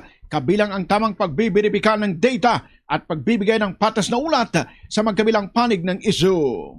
Kailangan natin respetuhin yung mga totoong journalist katulad dyan sa Bombo Radio. Kasi sila talaga yung naging mata natin dun mismo sa mga pangyayari habang nangyayari ito at their own risk, at the risk of their lives and their health. So, I think that's the number one lesson that we can have here na yung mga totoong journalists talaga, they really deserve our respect. Si Attorney Michael Yusinko para sa Bombo Network News mula dito sa Bombo Radio Iloilo. Ito si Bombo Ayan Gahete. This is Bombo Radio Philippines, the number one and the most trusted source of news and information. Basta Radio Bombo! At mga kabombo, karagdagan po sa mga ulat ng ating mga himpilan. Ito muna, yung pagpapalit ng liderato ng Senado, tinuturing ng ilan na bad timing at yung pagdududa ay lumitaw daw dahil sa impeachment na issue. Hindi raw maiwasan na mai-connect itong mga bagay po na ito. May naging pagpanayam ang Bombo Radio Coronadal. Maituturing na bad timing ang kasulukuyang pagbabago ng Senado na maaari ring magdulot ng hindi maiwasang pagdududa ng publiko sa kredibilidad na magiging impeachment trial laban kay Vice President Sara Duterte. Ito ang inihayag ni Atty. Antonio Bendita, dating alkalde ng Suralas, South Cotabato at kasapi ng Integrated Bar of the Philippines South Cotabato Chapter sa panayam ng Bombo Radio Coronadal. Ayon kay Atty. Bendita, sa kabila nito, iginit niya na alinsunod pa rin sa konstitusyon na ang tamang proseso ang hakbang na ginawa ng House of Representatives sa impeachment complaint at dapat itong ituloy sa Senado bilang isang impeachment court. Sa pamumuno umano ni 2nd District Representative Atty. Jervil Westro na epektibong nanguna sa Kamara, malinaw na masunod umano ang kapulungan sa itinakdang proseso ng batas. Dagdag pa nito, kung matutuloy ang paglilitis, mabibigyan ng pagkakataon ang Vice Presidente na maipaliwanag at linawin ang kanyang panig sa mga paratang, partikular na sa isyu ng maling paggamit ng pundo. Binigyan din ng abogado ang kahalagan ng patas, legal at transparent na proseso upang mapanatili ang integridad ng impeachment proceedings at maiwasan ang paglala ng tensyong politikal sa bansa. Gayunpaman, sa ilalim ng bagong pamumuno ni Senator Alan Peter Cayetano sa Senado, nagbabala si Bendita na dapat manatiling independyente ang mataas na kapulungan. Nararapat anyang nakatuon lamang sila sa kanilang mandato bilang impeachment court upang maiwasan ang anumang impresyon ng impluwensyang politikal sa magiging desisyon at proseso ng paglilitis. Proven, facts submitted sa Committee on Justice, then you have to apply the law and you have to make a judgment. You have to prove the guilt of the accused kung sa criminal case pa beyond reasonable doubt. Mula dito sa Bombo Radio Coronadal para sa Bombo Network News, ako si Bombo Nicolas Morales para sa the number one most trusted source of news and information. Bombo Radio Philippines, Basta Radio Bombo! Samantala, yung mga nasa likod naman po ng pagpapaputok dyan sa Senado, patuloy pa rin iniimbestigahan ng Philippine National Police. Pwersa naman po ng pambansang pulisya sa Senado, hindi pa rin binabawasan. Kaugnay niyan, may nagkalapang report si Bombo Jovino Galang. Yes, Bombo Ever at Bombo Dennis, patuloy ang ginagawang investigasyon pa rin ng Philippine National Police sa insidente ng pagpapaputok ng baril sa loob ng Senado kagabi. Ayon kay Philippine Police Brigadier General Randolph Tuanyo, ang hepe ng Information Office ng Philippine National Police, na maaaring ngayong araw ay matapos na ang investigasyon sa mga nakuhang ebidensya kahit na mayroon na silang suspect na naaresto ng kapulisan na isang driver at empleyado ng National Bureau of Investigation.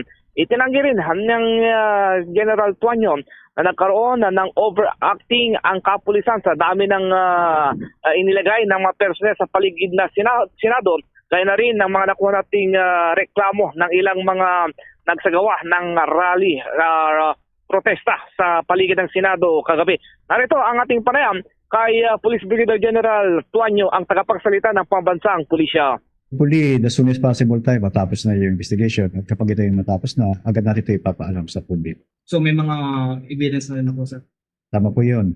May mga ebidensya na nakuha, na-preserve ng SOCO, at may mga ongoing pa po, halimbawa yung paraping test sa mga individual na nasasangkot sa sabing puto. Yung reaction na rin, sir, sabi ng ibang mga rally sa kahapon din, masyadong OA yung mga police po. Kung masyadong silang marami kahapon within the Senado habang kukunti lamang yung mga nagsagawa ng protesta o mga antayan po Duterte? Alam po ninyo, ang pulis po doon ay hindi po para higpitan o bantayan yung mga individual na papahayag ng kanilang mga hinaing. Yun po ay para doon sa fraud management, para po magbigay ng peace and order at protection po. Hindi lamang po sa kanila, kundi sa community as a whole, para bantayan din po yung mga kababayan natin na hindi naman po kasali sa pag-activity po. Ayon pa kay Police Brigadier General Tuanyo na hindi sila magbabawas ng mga personnel at sa halip dagdag pa at may mga naka-standby na mga batalyon ng mga kapulisan sa iba't ibang lugar dito sa Region 1 kung sakaling kinakailangan pa na magdagdag ng mga tauhan nila sa paligid ng Senado. Narito muli ang ating ginawang panayam kay Police Brigadier General Tuanyo. Nag-adjust tayo ng security deployment from 300 to 400 to 1,400 sa Senate alone para ma-address naman yung concern ng mga ibang senador na dagdagan o mag-beef up tayo ng security doon sa nasabing premises. So hanggang kailan po? Ito po ay situational hanggang kinakailangan yung presence ng ating mga kapulisan sa Senate. Sila po ay mananatili doon. At iiwanan natin yung mga institutional security forces natin doon na PSPG sapagkat sila naman ay talaga nag-duty sa area. So hanggang kanina madaling araw nung nandun kami sir, para binawasan natin nila, ginawa nilang 100 na lang at iniwan na yung mga unit na. Sa ngayon po, 1,400 yung nasa Senate alone para po panatilihin yung crowd control. Nandun na rin yung mga medical team, arresting team, at yung po mga traffic personnel po natin. So wala na augmentation from other regions sir? Kaya ng NCR Naka-standby yung personnel ng Region 3 at yung personnel ng Region 4A at ganoon din yung reserve force na nandito sa National Headquarters. Ito si Bombo Juvino Galang and this is Bombo Radio Philippines, the #1 and most trusted source of news and information. Basta Radio Bombo! Samantala, ang Korte Suprema ay hinimok na bilisan ang desisyon doon sa kahilingan temporary restraining order kaugnay sa posible na pag-aresto kay Senator Ronald De La Rosa. Alamin natin ang update ng Bombo Radio Jansan. Nananawagan si Attorney Luis Salazar, isang trial lawyer dito sa General Santos City sa Korte Suprema na agarang aksyonan ang hiniling na temporary restraining order o TRO kaugnay sa posibleng pag-aresto kay Senador Ronald Bato de la Rosa matapos ang nangyaring tensyon sa Senado kagabi. Ayon kay Salazar, seryoso na umano ang sitwasyon matapos may nangyaring putukan sa loob ng Senado at nagdulot ng pangamba at kaguluhan. Giit nito na nakasisira na sa imahe ng Pilipinas ang naturang insidente kaya kinakailangan na umanong magkaroon ng malinaw at agarang aksyon mula sa Korte Suprema upang maiwasan lalo pa ang paglala ng sitwasyon. Idinagdag pa ng naturang abogado na maaaring makaapekto sa kumpiyansa ng mga foreign investors ang nagpapatuloy na tensyon sa bansa. Anya, walang negosyanteng dayuhan ang magnanais na maglagak ng puhunan sa isang bansang nakaranas ng kaguluhan at political instability. Samantala, binigyan din ni Salazar na obligasyon ng Senate Sergeant at Arms na tiyakin ang seguridad at bantayan kung sino-sino lamang ang maaari makapasok sa loob ng Senado. Ganong nature sa petition, usually, top priority na sa Supreme Court. I think they will convene immediately in bank to give us guidance kasi that is of national importance. Madali lang na. Maybe right now, nag-discuss na ang Supreme Court para to come out with a ruling for the guidance of everybody. Anya, tanging mga otorisadong security personnel lamang ang pinapayagang magdala ng armas sa loob ng gusali at may kapangyarihang magbigay ng clearance sa mga pumapasok. Dahil dito, sinabi ng abogado na posibleng may kakulangan sa umiiral na security measures sa Senado, lalo't hanggang sa ngayon ay wala pa umanong malinaw na paliwanag hinggil sa naturang insidente. Yan ang ulat mula rito sa Bombo Radio Jansan. Ito si Bombo Edna Mendoza. This is Bombo Radio Philippines, the #1 and most trusted source of news and information. Basta Radio Bombo! Manatiling updated sa mga kaganapan sa Luzon, Visayas at Mindanao pati na sa ibayong dagat. Nariyan ang ating Bombo Mobile app, YouTube, TikTok at maging ang Facebook Live. Sa rehiyon ng Mindanao, masusubaybayan ang ating mga palatuntunan sa pamamagitan ng ating mga himpilan. Unahin natin dyan sa Davao Region, nariyan po ang Bombo Radio at Star FM Davao. Sa bahagi naman ng Northern Mindanao, Bombo Radio Cagayan de Oro. Sa Caraga Region, Bombo Radio Butuan. Habang sa area po ng Soc-Sargent, nariyan ang Bombo Radio Jensan. At sa mga Ilonggo-speaking sa Mindanao, Bombo Radio Coronadal. Po sa may Mindanao area, maaari niyo pong tutukan ang Bombo Radio Malaybalay. Gayon din po ang Star FM Zamboanga, Star FM Dipolog at Star FM Cotabato. Mga kabombo Caster Nation, bago po tayong magtapos, samahan niyo po kaming manalangin ng Prayer for Peace in union with the Prayer Vigil for Peace led by Pope Leo XIV. Lord, make us instruments of your peace in a world wounded by conflict, especially in the Middle East, where fear, anger, and uncertainty continue to grow. We turn to God in humble prayer. May He teach us to bring healing where there is pain, love where there is hatred, and forgiveness where there is injury. Where there is division among nations, may dialogue begin. Where there is despair, may hope rise. Where there is darkness, may His light shine. Where there is violence, may courage for peace prevail. We pray for all countries affected by tension and war. May the hearts of leaders be calmed and guided toward justice, compassion, and respect for every human life. May they seek not conflict, but understanding. O Divine Master, teach us not to seek to be understood, but to understand. Not to be consoled, but to console. Not to be loved, but to love.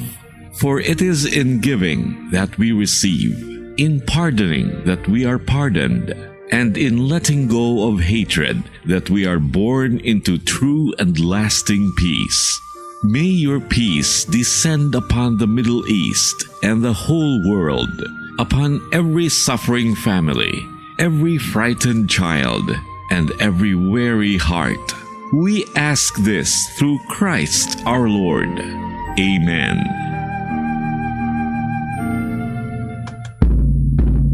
Luzon, Visayas at Mindanao, yan ang kalipunan ng ating mga balita sa Bombo Network News Noontime Edition, ang back-to-back winner sa Catholic Mass Media Awards bilang Best News Program. At mula rito sa Bombo News Center, Makati, this is Bombo Radio Philippines, the #1 and most trusted source of news and information. Basta Radio, Bombo! For the most trusted source of news and information, visit our website at www.bomboradio.com. Follow us on Bombo Radio mobile app, Facebook, YouTube, TikTok, and X, formerly Twitter. Like, share, and stay connected. Anytime, anywhere. Oras sa Bombo Radio Iloilo, Philippine Standard Time. 2 minutos na nakalikan sa takna sining alauna. Balik diri sa pagpangalagad sa Bombo Hanay sa udto sa DYFM Bombo Radio Iloilo. Stand by sa aton sining mga kabombo sa dugang mga balita kag impormasyon. Sa mga kauturan naton may posibilidad nga masikon na makahatag sang kathagan sa mga nagapamangkot kun bala muro-muro, no? Muro-muro o kun napurnada lamang siniya nga uplan aresto bato.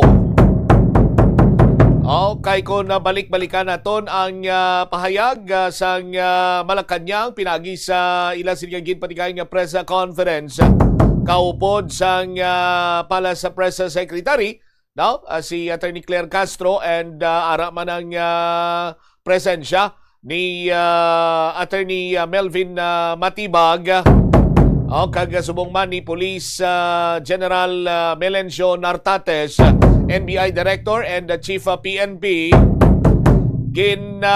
Ilasin nga tawag siya gani establisar kung paano kag ano or diin nagsugod ang linok panay. Sa aton sini nga mga kasimanwa kay kung lang taon naton amo malang ning nangin mayor sini iya nga nagpahabok gini sang isyu kag nagbutang sa spotlight sa pungsod na Pilipinas sa aton sini nga mga kabombo kag ang iban sini nga interpretasyon is that nangin kahuy-anan, no, may mga interpretasyon man nga sining iya nga nangin magamo na gid ang pamulitika diri sa pungsod na Pilipinas.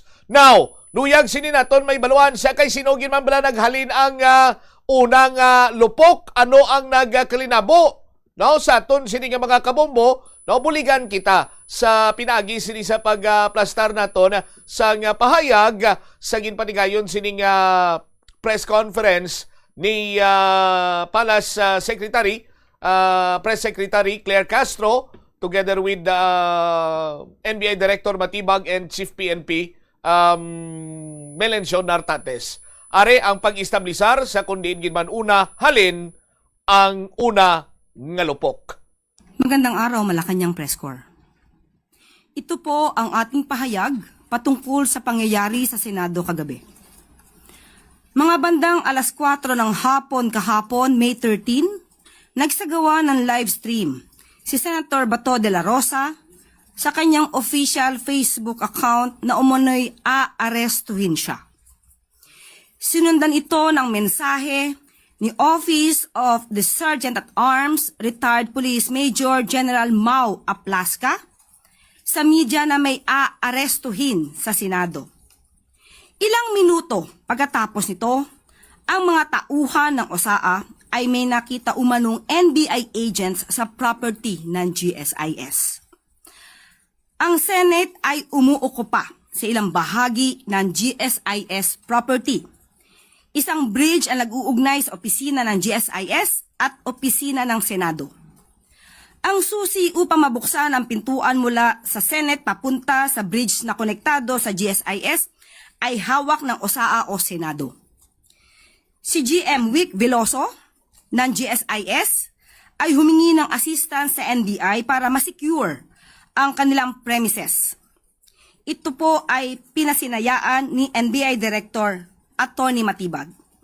Kaya nagpadala ng NBI agent sa GSIS premises bandang alas 6 ng gabi.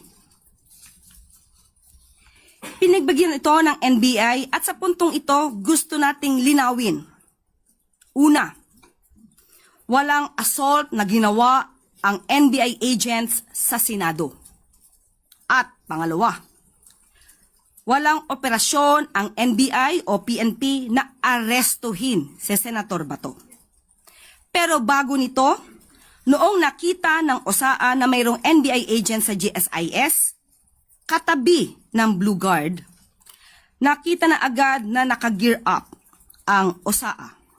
Nag-vest at naghanda sa isang operasyon. Pagdating sa bridge sa GSIS premises, tinanong ng OSAA ang NBI agent na nakaupo lamang kasama nga ang isang Blue Guard ng GSIS. Nagpakilala na NBI agents at nung nagsabi sila ng kanilang pagkakakilanlan, agad nagpaputok ng warning shot si Sergeant at Arms Mau Aplaska. At dahil doon, napilitan ding magpaputok ng warning shot ang NBI agent. As of 11:09 a.m., several sources confirmed that the Senator Bato, is no longer in the Senate premises. But we are still getting official confirmation on the report. Alright, so klaro man itong mga ginpang eksplikar ni Undersecretary Claire Castro, no? I'm just wondering sa aton sining mga kuturan why there is a need to secure the GSIS premises. May ano sa GSIS? Sa aton sining mga kasimanwa. Abi, enlighten me sa aton sining mga kuturan. No? May ano sa GSIS? Sa kamo sadto iya nga mga tsimpo. Sa aton sining mga kasimanwa. Gusto ko lang klarohon nga why ko yan sa may ginapabura, why ko sa may ginaapinan sa aton sini nga matag palamati. But ang aton sini plastar lang naton ang mga senaryo bla, no? Sa aton sini nga mga kabombo, hopefully leading towards sa matutuod nga natabo sa Senado. Sa aton sini karon nga mga kabombo sa sining paggabinayluhanay sa nga luthang. Nagalibog man ang ulo ko kung nga suno sa kay Undersecretary Castro, nakita ko no ni USAA Chief, ang head sang USAA, ni former General Mao, ining NBI agent, nga nagapungko lang upod sa Blue Guard, tapos ginpamangkot siya, nagpakilala ko no. Tapos, no, na-establisar nga ang una palupok, amo iya ang USAA, si General Mau Aplaska. Warning shot. Nagpalupok sa warning shot si Aplaska. Nagpalupok man ng NBI, warning shot. Pilagi niya ka warning shot? How? May warning shot ba lang nga nagkalawasak ang kristal? Oh, sa aton sining mga kabombo, no? Pakita mo lang, engineer. Igo ina sa warning shot. Warning shot, ti siguro sa babaw eh. Sa nagapamati ako, na-recall ko, no? Ang sistema, bla, binugoy pero nagakatabo sa mga law enforcement agency nga kung maglagan ko ng suspect, tiruhan na lang direkta, tapos warning shot ka. No? No mo sina. But, amo lang na nalibugan sa aton sini nga ulo. No? Now, ang pamangkot, why there is a need to secure the GSIS premises. Kay gin-request ko no ina ni General Manager Veloso, I think, itsakto ako sa pangalan sa GM sa GSIS. Nag-request ako no sa kay NBI Director Melvin Matibag. And it so happen nga sa nasiling na gani naton, ding-ding lang gid ang pagitan. Ding-ding lang gid ang nagapatunga sa Senate building kag sa GSIS building sa aton sini nga mga kabumbo. No? Pero ti GSIS building inada ko no naga-okupar lang dira ang Senate sa aton sini karon nga mga kasimanwa, no? So kung may order nga stand down sa aton sini nga mga kabombo, ang National Bureau of Investigation nga hindi sila magkadto abi sa Senate or mambal sini naton nga wala sila sang operation sa Senate sa aton sini nga mga kabombo, and granting for the sake of discussion, no? Nga sa sinilango before mag-end ang news center, anong hambal ni Police Brigadier General Tuason? No? 1,300 to 1,400 personnel sang kapulisan ang ara sagwa sa compound. Sa aton sini nga mga kauturan, ti kinahanglan pa bala sang 1, 2, 3, 4, 5, 6, 7, 8, 10, 11 kung pila man dira ang tawo from the National Bureau of Investigation nga wala man sang pusil as per Attorney Matibag, ang director sang NBI, nga mag-secure sang premises sang GSIS nga may ano sa GSIS. Kag nga may ara sang agent from the National Bureau of Investigation sa bridge sa GSIS. Sabton ko na lang pamangkot ko. Kay gin-request gani ko no, sang General Manager sa GSIS nga i-secure ang premises sang GSIS. Sa aton sini nga mga kabumbo. No? So sa amo pa lang sina nga hugada sa aton sini nga mga kasimanwa, ti ining natabo sa Senate building, staged bala ini, muro-muro bala ini sa aton sini nga mga kabumbo. No? Sa aton sini nga mga kuturan.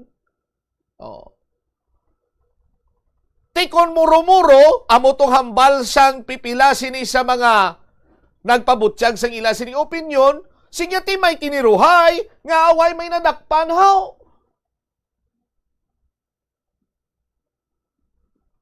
Pero sa aton sini nga mga kasimanwa, may nadakpan, kag ginapahayag nga ini siya ang member or personnel or agent sang National Bureau of Investigation. O, ari balay pakita naton banwa sa aton sini makuturan do number 3 na da siguro naka-record na engineer. No? Nan. Amoy sina, no? Sa aton sini nga matag palamati. San baya kay pakita ta? Ini pag-aresto sa una ti personnel or agent or whatever nga tawag yun sa iya, as per information kag sandig sa kapulisan, ti under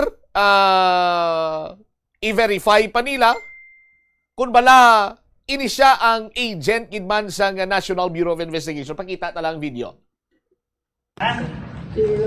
So, nangungutla ka.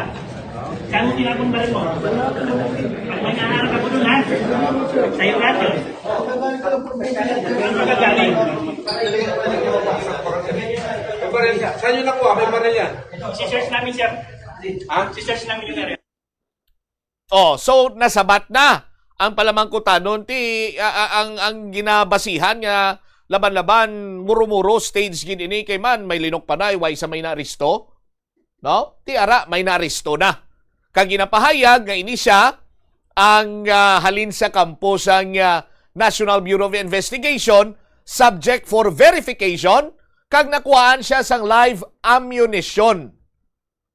Oh, sa aton sini nga mga kuturan, ano ang sabat sang National Bureau of Investigation Director sa aton sini nga mga kasimanwa sang ginpamangkot ini siya sa press conference nga ginpatigayon sang Malacanang sa aton sini karon iya nga mga tagpalamati. Yari pamatian naton ang sabat ni NBI Director Attorney Melvin Matibag. Driver, if that's the case? Well, sa ngayon po, when binalidate po namin yung pong aming records ng aming po mga ahente at mga employees, siya po ay hindi po opisyal na empleyado ng NBI. Ngunit nung aking pong nagkaroon na po ako ng sariling investigasyon, lumalabas po na siya ay parang volunteer kasama po ng mga ahente po. No?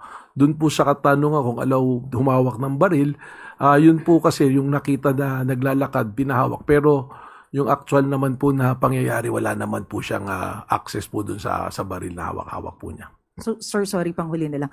So, kasama po siya nung mga NBI agents na nag-assist sa GSIS? As a driver po nung grupo po. Yun po yung report sa akin ng mga NBI. But officially, he is not a member or employee po ng National Bureau of Investigation. Kasi po, sa mga operation po namin, just to educate po ang ating pong publiko, lahat po, pag operations po kasi, meron po talaga mga tinatawag na force multipliers, yung mga volunteer po. Para po kasi sa kakulangan po ng tao, tsaka meron po din kami tinatawag na mga alpha or assets, yan po na rin yung mga ginagamit namin to solicit intelligence report po para sa aming mga operations po.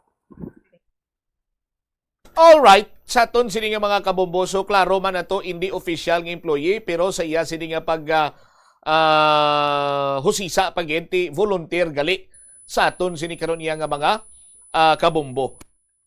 Now, ginabi-abi man naton nga nangin honest si Attorney Matibag sa pagsabat kag pag-enlighten man sa mga maburon nga paminsaron nga nagahampang karon iya sa pang-ino-ino sang tagsa sini ka Filipino, no? Sa aton sini karon iya nga mga kauturan. Now, sa aton sini nga mga tagpalamati,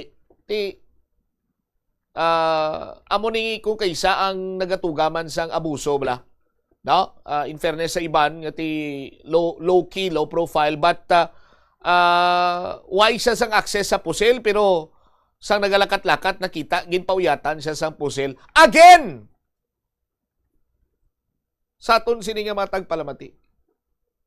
May order sa inyo, National Bureau of Investigation, Attorney Matibag, sir, stand down. Di nga palakat-lakaton mo to ya. No? Kung hindi man dito mismo sa Senate or within sa premises ng Senate, pero sa tupad niya lang. Nga palakat-lakaton mo to ang hindi man official employee sa National Bureau of Investigation, volunteer lang man siya, force multiplier lang man siya, asset man lang siya, and you made mention ano ang role sang asset to solicit information. Oh? Why mo man ginamba nga bala mo ang asset namon, ginapataklusan namon sang pusil, ginapauribay namon ka pusil. For that matter, sa aton sinikaroon niya mga kabumbo. No? So, kung amo sini ang makita sang hepe, sang Office of the Sergeant at Arms, nga daan may bala na, no? Sang natabo, sang nagligad sa aton sini nga mga kabumbo, nga may ginlalas, no? May gintuluwangan na lang sa mga upod ya gani kay hindi na makatindog sa aton sini nga mga kabumbo, ginpilpilan sang tuhod, no? Hindi ko lang pag-i-mention nga lasak. Kay karon may ma-comment naman sa comment session nga pinalagpat ka lang why gid sang ginlasak. Okay, why problema? Oh. Pero ano man lang engineero sa aton sini nga mga kasimanwa, amo ning natabo antes pa man sa isa ka miyembro sang office or empleyado or katapo sang Office of the Sergeant at Arms during that time, no, nga nagbalikin bala si Senator Bato de la Rosa sa Senado.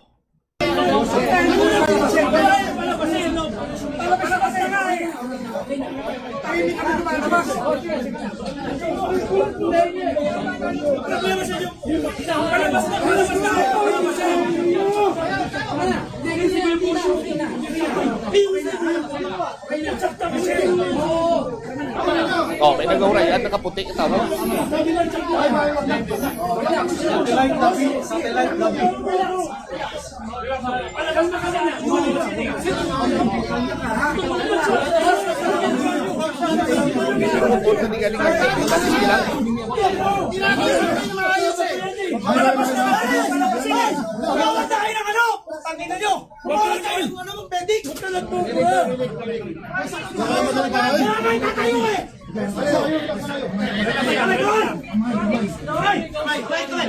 Natawa nyo pala kung ano saan ginano sang NBI?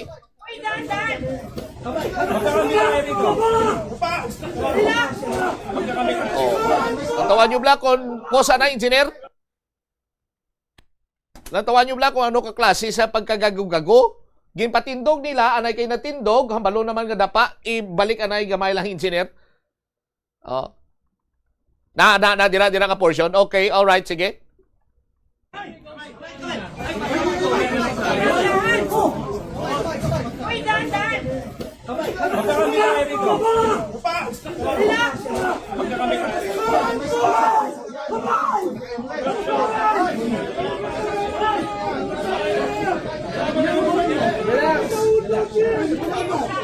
Why gin man gilasa kag ginapilpilan lang sang tuhod?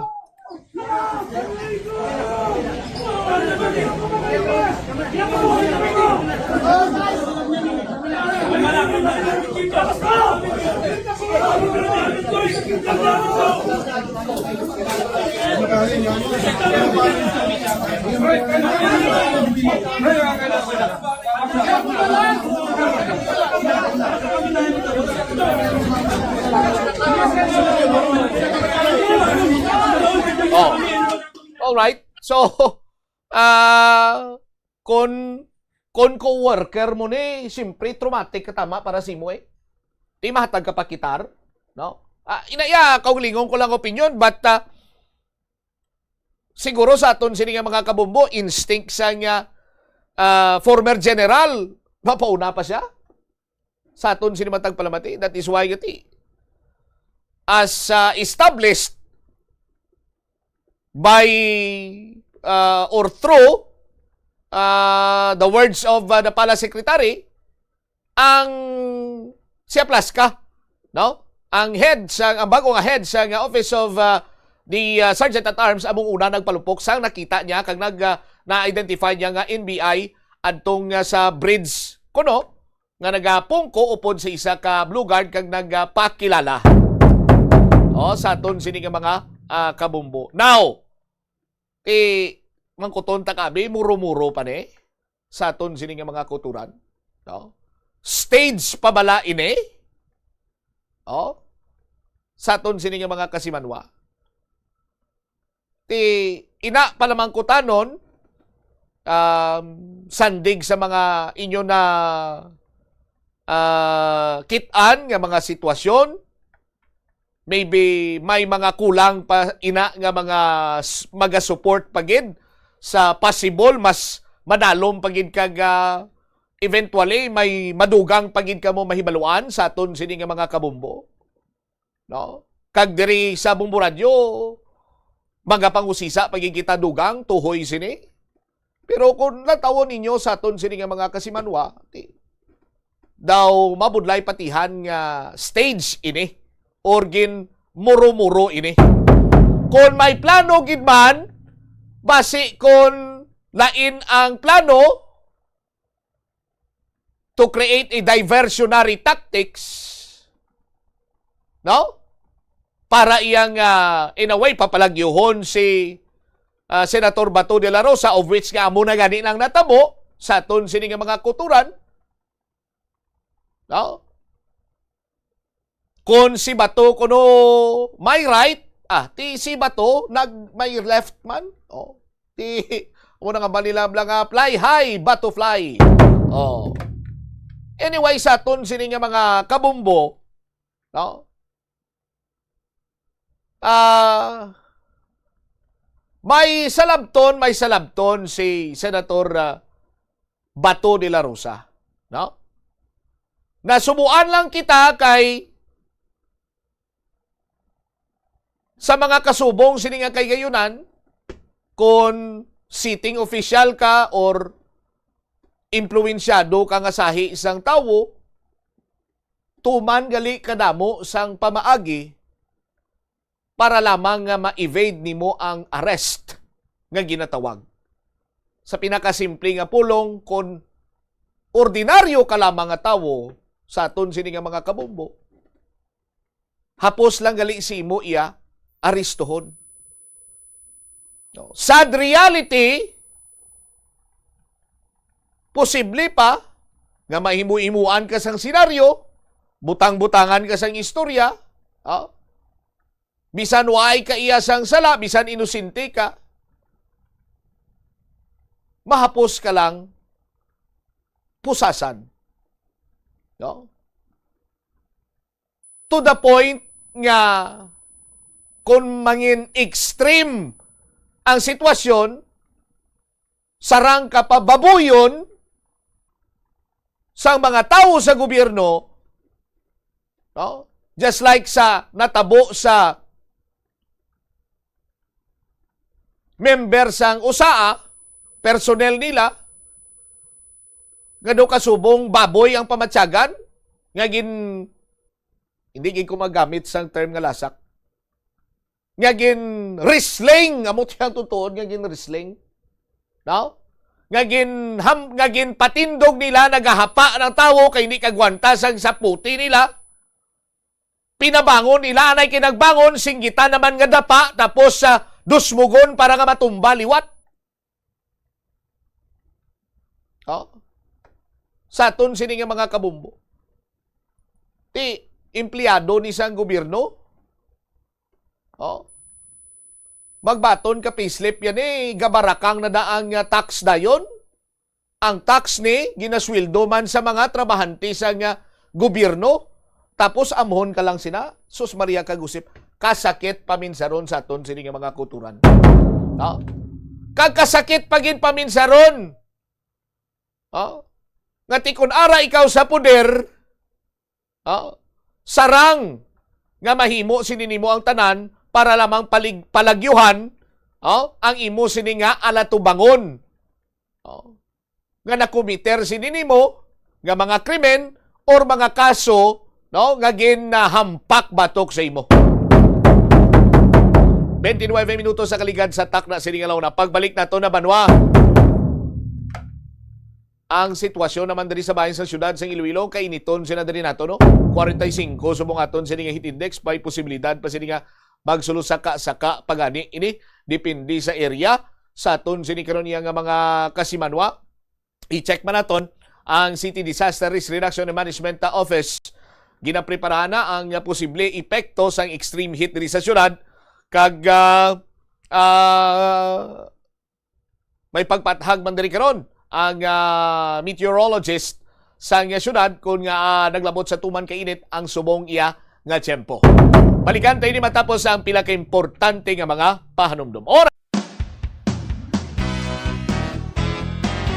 Saludo ang Pioneer Adhesive sa mga nagpapaginhawa ng buhay natin.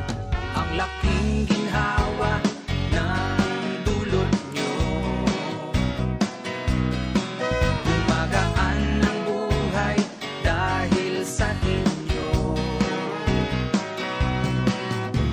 Latero, tubero, pantay, mekaniko, kantero, sampatero, karpintero, pintor, kaminero, relohero. Ang Pioneer believe sa inyo. Anumang trabaho, diskarte nyo'y pulido. Hanga at saludo ang lahat sa inyo. Sa kinis ng gawa at galing, abilidad na todo. Alam namin you do it right. Saludo ang Pioneer sa inyo. Ikaw at ako, tuloy-tuloy asenso. Sa kinis ng gawa at galing, abilidad na todo. Alam namin you do it right. Do it right. Tuloy nyo lang. Do it right. Isang pagpugay mula sa Pioneer Adhesives ang gumagawa ng Pioneer Epoxy. Ang kasubo kag depresyon ang hindi pareho nga balatyagon. Ang depresyon ang hindi gulpiyada lang nga nagakatabo sa isa ka tawo. Masami man nga ginakabig sa mga tawo nga depressed ini. In standard time 31 minutos sa nakaligad sa takna sining alauna. Grabe ko nga warning shot sobra 20. Sa aton sining nga mga kauturan, no? Alon mo kay why man sila gagasto bakal bala taxpayers money man nagyapon. Sa aton sini karon niya nga mga kasimanwa. Anyway, sa aton sini nga pagpangalagan standby check nato na balita. Kaupo naman sa kay Bombo Krill Miliaza. Ini may kantanan karon sa sa lihok or pagpreparar sa City Disaster Risk Reduction Management Office sa epekto sa extreme heat diri sa syudad sa Iloilo. Kag sitwasyon naton diri sa palibot man gina-explicar karon sa meteorologist sa syudad mga biyan sang city government. And then later on na mag-check pagi kita sa dugang pagin sini nga mga balita man kag impormasyon as we go along sa aton sini karon nga pagpangalagad diri sa Bombo Hanay sa Udto. Check one eye this time si Bombo Krill Miliaza. Bombo Krill sa report, please go ahead. Nagalabot na sa 42 degrees Celsius kag wala naganubo sa 40 degrees Celsius ang heat index sa syudad sa Iloilo Santo man diri sa mga reports halin sa Pag-asa.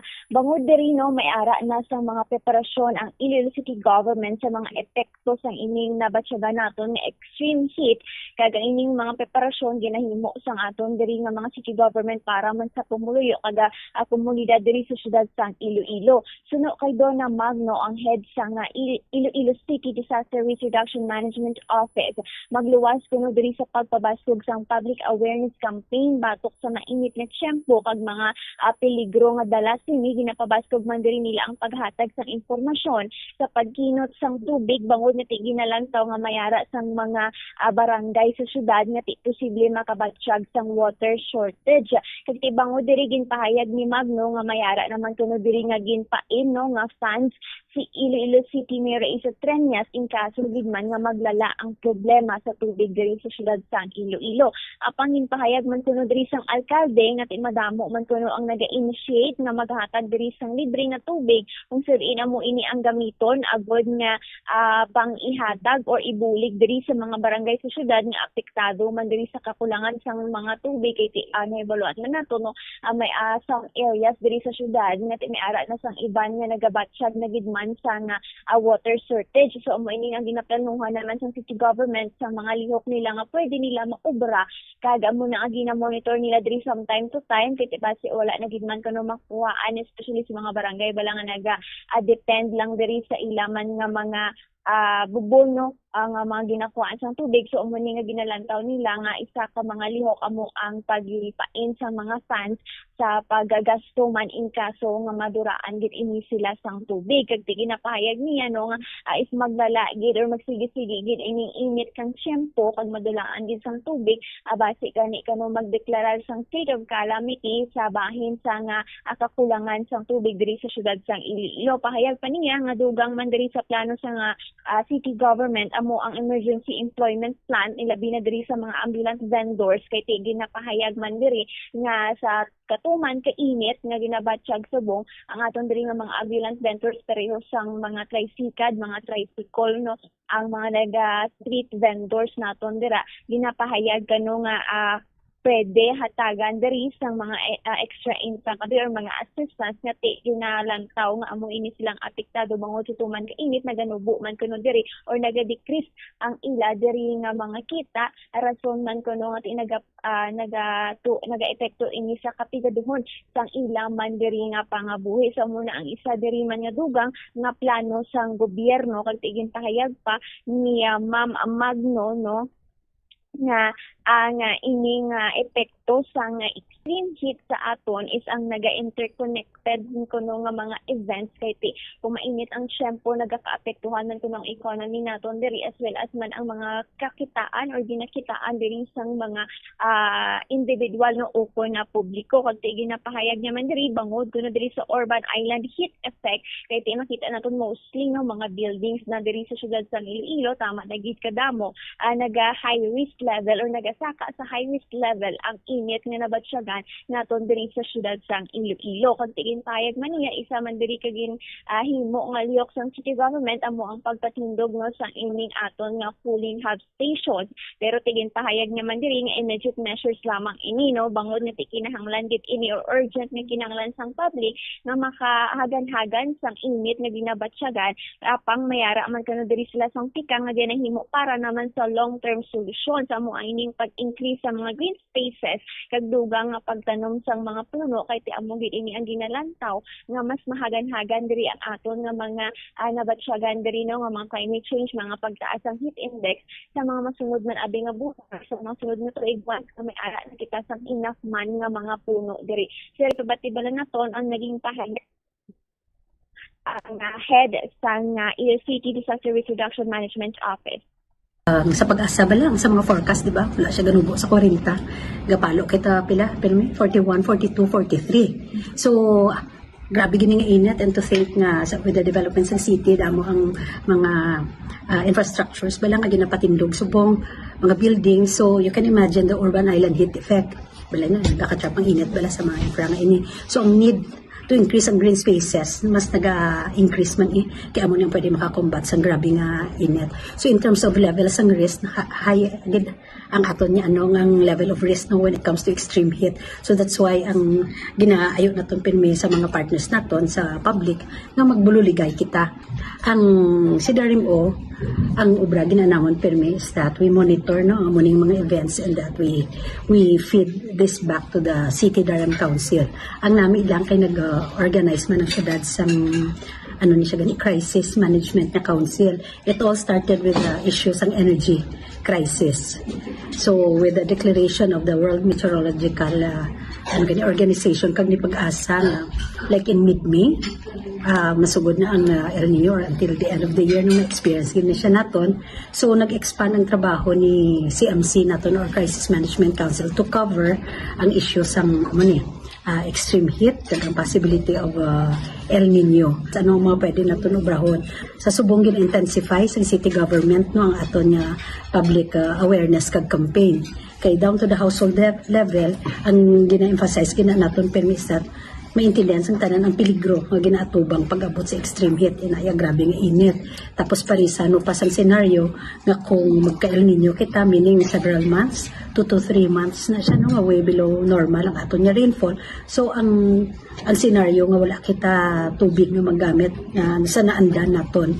So ginapaalabot nato sa mga panimalay para sila mangin kabahin sa campaign nato nga gatipid man sa tubig kag within their family nagaplano man isang ilang mga preparedness measures. So that's one. Ikaduha, even during sang energy crisis palang ginaistoryahan, nakita na ng senaryo nga parisano pa siya sang grabing init, wala kita tubig. So si Mayor, kung may mga na-allocate na nga mga funds para sa senaryo nga this can also impact no ang access to food naton. So may mga budget kita for the community kitchen nga later depende sa mga data nga mag-gather naton i-activate na lang ni siya ang pagpakaon sa mga kabaranggayan. So kung si Mayor pakwa ni siya incremental ang pag-activate naton sa community kitchen kapag include sa mga barangays nga pwede mga beneficiaries. Ikaduha na mention man ni Mayor nga may ara siya nga emergency employment nga nga plan kag may na-allocate ng budget ina ang ginatanaw because damo sa aton nga mga ambulant vendors nagasiling at apektado grabe nga init nag-reduce gid ang income. So ini panigana para bulig sa ila nga may income man sa gyapon and at the same time di magutman ang pamilya. Sa part ng CDRMO, what we did was to also support ang community advocacy. May arak ta ginatawag nga hawak mo ang hit nga campaign. Amo ni siya ang pagpaintindi sa mga peligro nga ginatubang sa mga tao sa extreme heat. So amo na siya galibot kita sa mga kabarangayan kag dira na mo nakita nga ang mga ambulant vendors ki-express gid ang gabaligya sa mga ice cream, ang drive sa mga sikad na grabe gid na reduce gid ang income. So na-anticipate na natin kung magsigisigi ni so ang gutom tapos interconnected di ba isang mga events grabing init affected ang economy naton, affected ang livelihood. So ang city government mo siya may mga initiatives na ginaobra. So tapos when it comes sa tubig kahapon sa meeting na mention ni Mayor nga damo ang nag-offer nga maghatag tubig. So ang decision yesterday was to again go back to the drawing table, tanawon tong kabaranggayan ang nag-report nga poor ng access sa tubig kay masugod naman ka panghatag. So sige-sige ang monitoring subong sang sentro naton sa mga shallow wells kay kung ma-establish nga damong panimalay ang nagasuffer na gid sa access to water, damong pamilyang affected, then perhaps you can recommend sa state of calamity no. And then isa na sa ginatanaw dira ang ginapreparahan ang pagrasyon man sa tubig sa mga allocate funds. Pagid ang mga ginaobra sa city government cooling hubs. Ina sa immediate nga measures kiti gabi ka init mo, pero we do understand ang long term nga solution dira ang pag-increase ang aton nga green spaces. So may ara kita nga project transform kag dira na istoryan under the environment pillar nga padumuon gid ang mga green spaces naton. So tree planting masigig-sige, establishment sa mga pocket parks kag pocket gardens sa balay, sa mga business establishments under discussions ina siya. So that kung kada balay, kada establishment maka-set up, so bisan paano no, it can help cool down ang aton nga mga areas by a few degrees perhaps. Donna Magno ang head diri sa Iloilo City Disaster Risk Reduction Management Office and diri gindugang dulang man nila nga ipahanumduman sa publiko bomba truck nga hindi gid magkalipat no na mag-hydrate mag-inom gid diri sa enough nga tubig kag kung pwede kuno likawan nga magwa between 10 AM to 3 PM no kahit amo gid ni ang tama kainit nga mga inoras kung wala lang man kuno sang mga ginaubra sa gwa hindi nga mag magwa sa ila diri nga balay kag mag-make sure no nga komportable diri nga mga panapto ng aton man diri nga suupon para mas malikawan diri no ang mga peligro nga dara sang init kay bigin pa athag man diri no sang isa ka eksperto nga ang posible nga mga eksperyensyahan sa mga individual bango diri sa tuman kay init nga tiyempo kag suno diri kay Patricia Ann Constantinopla ang meteorologist sa nga Iloilo City Operational Center nga magluwas kuno sa epekto nga mainit nga dara sang adlaw mabatyagan man diri ang mainit nga dapya sang hangin. So dong nagadoble kano diri ang epekto sang init sang lawas sang tawo kay ginapahayagan ni kano ang init bala or makabatyagan na diri sang hilanat nga 38 degrees Celsius no. So ang init pa naton diri nagasaka man sa 40 or as we mentioned 40 to 43 degrees Celsius.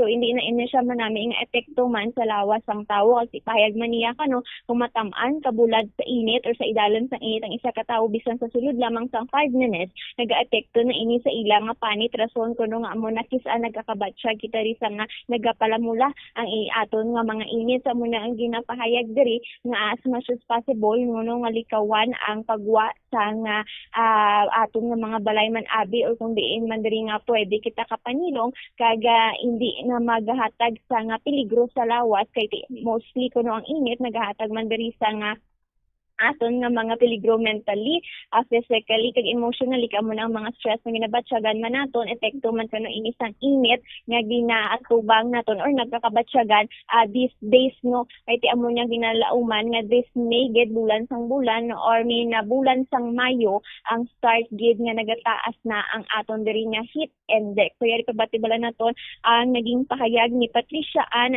Constantinopla ang meteorologist sang Iloilo City Operational Center. In terms of quantifying, siguro ang extreme winter natin is like what we feel on normal days, like mga ma-feel mo nga mainit siya, and then ang napiyas ng hangin is mainit lang siya. Then ang surroundings mo is much more dustier. Kung mag-saka na siya into danger, which is 42 to 51, which is ang na aton sa mga current range sa batyagan natin is ma-feel yung biskan indoors, diba? Medyo makaang siya. And then ang palibot is daw kung maano mo is much more taas ang daw dust components. And then from time to time is ma-aid man siya sa aton nga air quality, which is kung much more kung magulan mabatyagan mo nga ang smell sang soil natin is nag-usbong. So, in terms ng quantification sila is, kung magwa ka within 5 minutes is nabatyagan mo nga daw naga-red ka na gid. And then, as pagsulod mo, di ba, no longer ang effect sa imo in terms ng taas, ang much more taas ang heat index. For the possibility naman sa mag-peak ya kagid, in terms nga mag-onset sa El Nino is, kung shorter period nga ang sagwa is, hindi mo siya gives mambal na makayanan mo. Kaya medyo taas na din siya eh. Maka-produce siya sa imo sa heat stress or possible na or basimatipong or whatsoever. Pero that's more on the side sa CHO kasi na quantify. Pero in terms ng temperature is mabatyagan niyo siya nga mainit siya sa inyong lawas or sa within the environment mabatyagan niyo man ang usbong na mainit. Si Patricia Ann Constantinopla ang meteorologist sa nga Iloilo City Operational Center. So muna Bombo Champ ang mga lihok diri nga ginaubraman sa aton sa nga city government no. Kay based man din sa pag-asa ang Iloilo City gid man diri ang naga-asaka na sa 40 degrees Celsius na heat index sa buong Bombo Champ. All right. Ini si Bombo Kilpanisales Milieza and this is Bombo Radio Philippines, the number one and the most trusted source of news and information, basta Radyo Bombo. Salamat kid Bombo Krill Milieza sa imong sining follow-up report sa aton sining mga kabombo maghalong kag magdalagid sang payong kag subong man tubig kun kinahanglan gid nga magwa ikaw. No, sa sining mga tinuon kay tuman gid ka paang sang panyempo. Tumang ka init sang panyempo. 48 minutos na nakaligad sa takna sining alauna. Standby no sa dugang pagid sining mga balita kag impormasyon kay may good news sa bahin karon niya sa mga overseas Filipino workers nga mga ginpang repatriate bla. Mga nagparauli dire kay may cash assistance ni sila from city government kaga may ara pagid sang 750 million pesos nga incentive nga nabaton ang syudad sa Iloilo halin sa Department of Interior and Local Government award sa sining SGD or SDG 8 decent work and economic growth for Sige Asenso program. Sa aton sinikinoniya nga mga kasimanwa.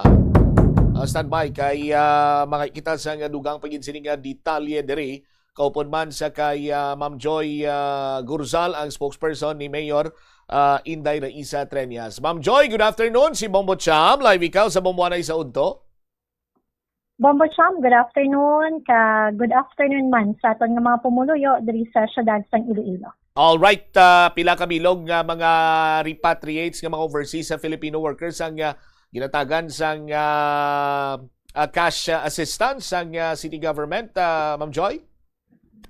For first and the second batches, Bombo Cham, 24 ini ka mga repatriated overseas Filipino workers nga taga Iloilo City ang nakabaton sang cash assistance no from the Iloilo City government.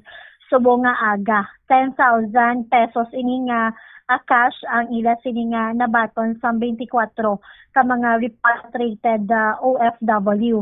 Kalabanan dili sa ila kag tanan gid sila halos no halin sa Middle East nga naapektuhan sa giyera dito sa Middle East. May isa gani kita ka na istorya taga Barangay San Isidro, Haro. Before sang giyera mga January do ikatatlo yan ani nga ano ni tawag nga pauli. Ikatatlo yan na balang boss no employer pila siya ka saylo employer no ikatatlo yan na ka-employer susulod sang isa ka tuig pa lang nga nag-start siya dito kay 2 years supposed to be ang iyang kontrata. Sa ikatatlo ka boss daw indigid man nami no ang iya sini nga kapalaran until nga naglabot sa punto nga napreso gid siya. So sa amo to nga tion sang nag-start ng giyera so sang ara siya sa presohan I think daw na nakagwa man siya up to nga nabuligan siya no nga makapauli nahatagan sila sang ticket kag nakabalik sila diri sa Pilipinas. I think daw sinina nga bulan sang April nga nakaabot sila diri sa Pilipinas. So dako nga ang trauma bala sa iya kay may mga kabataan pa siya nga nabilin diri sa Iloilo kag dako gid ang iya sini nga pasalamat nga nakapauli siya diri. So kita diri sa Iloilo City Government as immediate nga support para sa aton sa nga mga repatriated nga OFW kay iban may na-meet kita man kay ina isa ka may ara na nga senior citizen no 61 na siya pero hindi lang halata kay ang iya to nga trabaho do ara siya sa agency. So ini nga cash and send ang bulig sa ila hindi man gid ni tam-an kadako but at least no maka bulig-bulig sa ila nga maka umpisa liwat. Kag nag-offer man ang aton sining alkalde kay isa ini sila sa hatagan man naton sang priority para paidalom sa training para ma-upskill pagid pala ang ila kundi sila ang forte nila kundi sila mas maayo no sa ila sining skills kag makapangita sa trabaho. So kita diri sa PESO Iloilo City sa Public Employment Services Office magabulig man kita no facilitate nga mapangitaan sila sang trabaho as our long term nga bulig sa aton sini nga mga repatriated OFW. So this is first and second batches ongoing. May ara pa nga 5 ka mga repatriated OFWs nga ongoing subong ang pagproseso sa ila sini nga mga dokumento kag para nga ma-release naman nato ng ila sini nga cash assistance nga halin sa Iloilo City Government through the leadership of our Mayor Isa Treñas.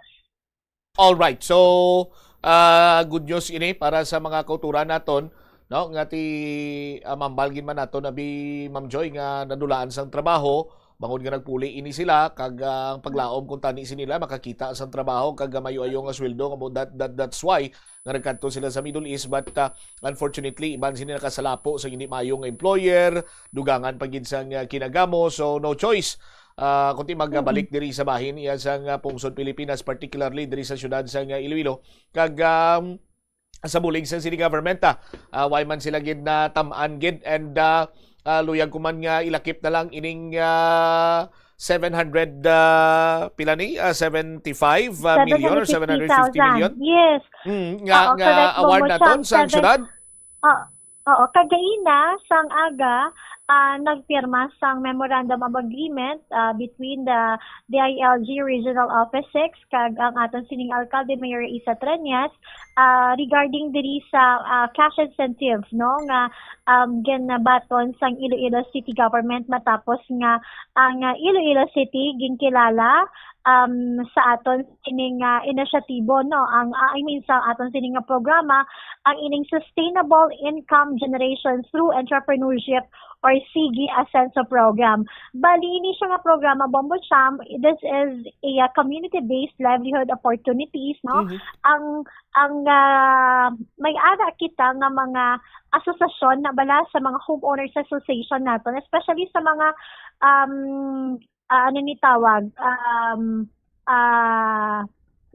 housing program, no, housing units sang syudad. Kay bala mong aton nga ICLO, ang aton nga Iloilo City Local Housing Office, may gimpang create ni sila nga mga homeowners association. So for this program, we have around 30 women, 30 ka mga kababaihan gikan sa homeowners association sang dira sa may barangay Suok, Arevalo, ang buligan sila, no, tugyanan sila sang ila sining kumbaga buligan kit sila sa ilang sa hablon waving, no, kag mga basic bala nga mga entrepreneurship para nga makabulig dugang sa ilang income para sa ila sining nga pamilya. So pasakop naton ang ini nga programa sa program sa nga DILG nga Sustainable Development Goal Achievement Champions and Exemplars or SDG ACES, no? Ang ini nga program nag-recognize ini sa mga local government unit na may ara sang makabig naton nga effective kag dako nga impact sa community nga mabuligan ang ini nga through this program mabuligan ang mga pumuluyo naton. So, gin-recognize ini sa nga DILG kag as incentive aside sang plaque, kaya ang plaque nga ma-display mo lang na, no? Yes. Nami kay may picture. Pero ang manaming sinibo mo siyam, kay may incentive nga cash.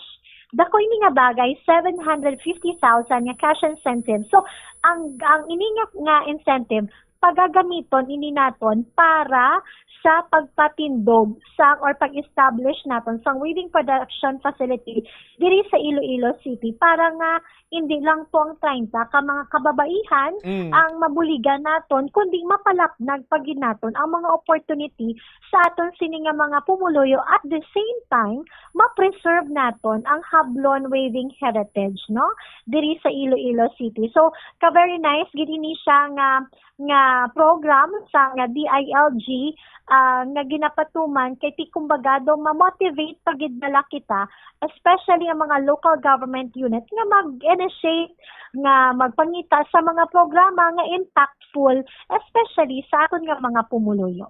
750,000 or K, 750K. Yes, correct, Bombo Cham. Right. Ang ini nga program nila part ini sang capacity building for futures thinking initiatives and recognition awards for attainment of Sustainable Development Goals sang DILG.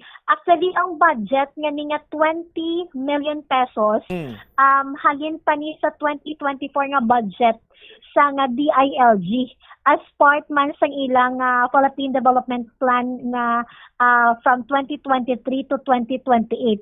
So kita subong sa sining sang 2025 no, nakuha naton ang ining award.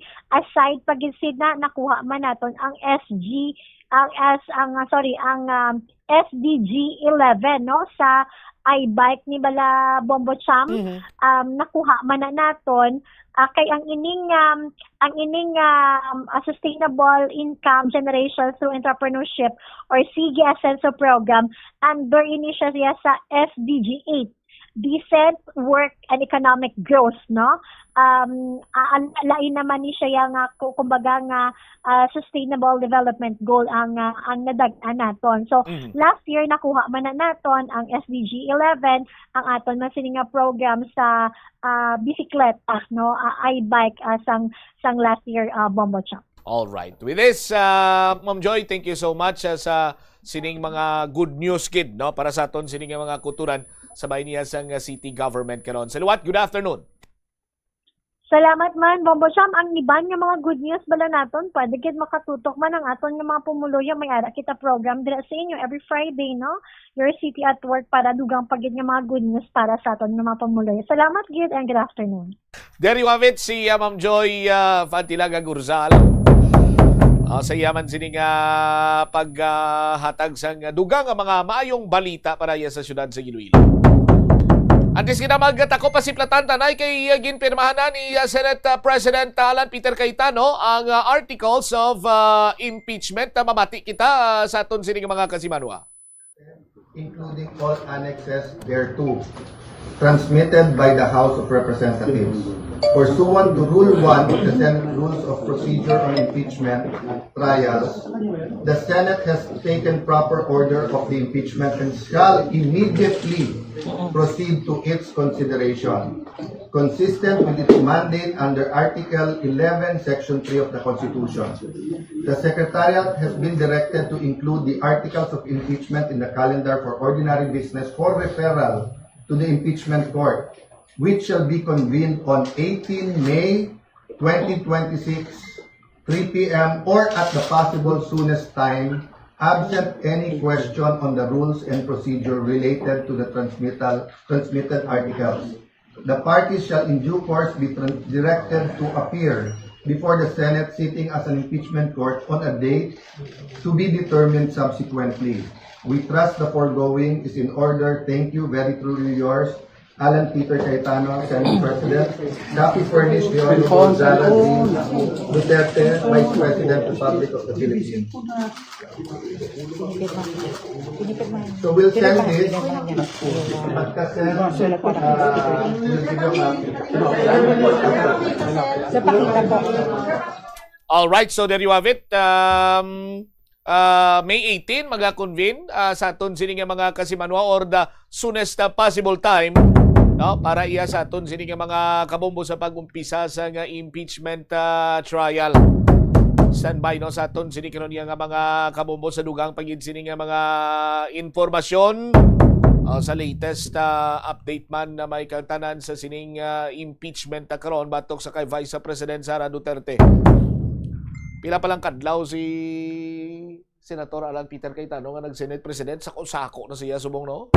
Sa aton sila mga kabumbo. Anyway, standby na sa kapon lamang program. Kaupo naman sa kay Tita Regine. Di si Mamot siya, mablang cover gabilin sa imo sa mananay nga hapon. May God bless us all. This is Bombo Radio Philippines, the number one and most trusted source of news and information. Basta Radio Bombo! Nga matinlo ang ginakaon nga mga prutas kag utan. Dapat nga regular ang paghugas ng kamot nga may habon sa sulod sang 20 segundos bag-o kag pagkatapos mag-uyat sang anuman nga butang. Hugasan sa maayo mga prutas kag utan gamit ang tubig bago ini kaunon o kun isimpon sa ginaluto nga pagkaon. Likawan nga maggamit sang habon o kun bleach o kun anuman nga kemikal sa paghugas sa mga ini. Lutuon sa maayo ang mga utan agod mapatay ang mga mikrobyo nga nagatapik diri. Kung ikaw may ubo kung sipon, mas maayo nga itugyan na lang sa iban nga miyembro sang pamilya ang paghanda sang pagkaon agud malikawan ng cross-contamination. Kabombo, yari ang pwede mong himuon agud makakinot kita sa paggamit sang enerhiya. Nagagamit ka man bala sang water dispenser sa imo balay o kun opisina? Ini nga kagamitan ang isa sa mga appliances nga mahakog magkonsumo sang kuryente.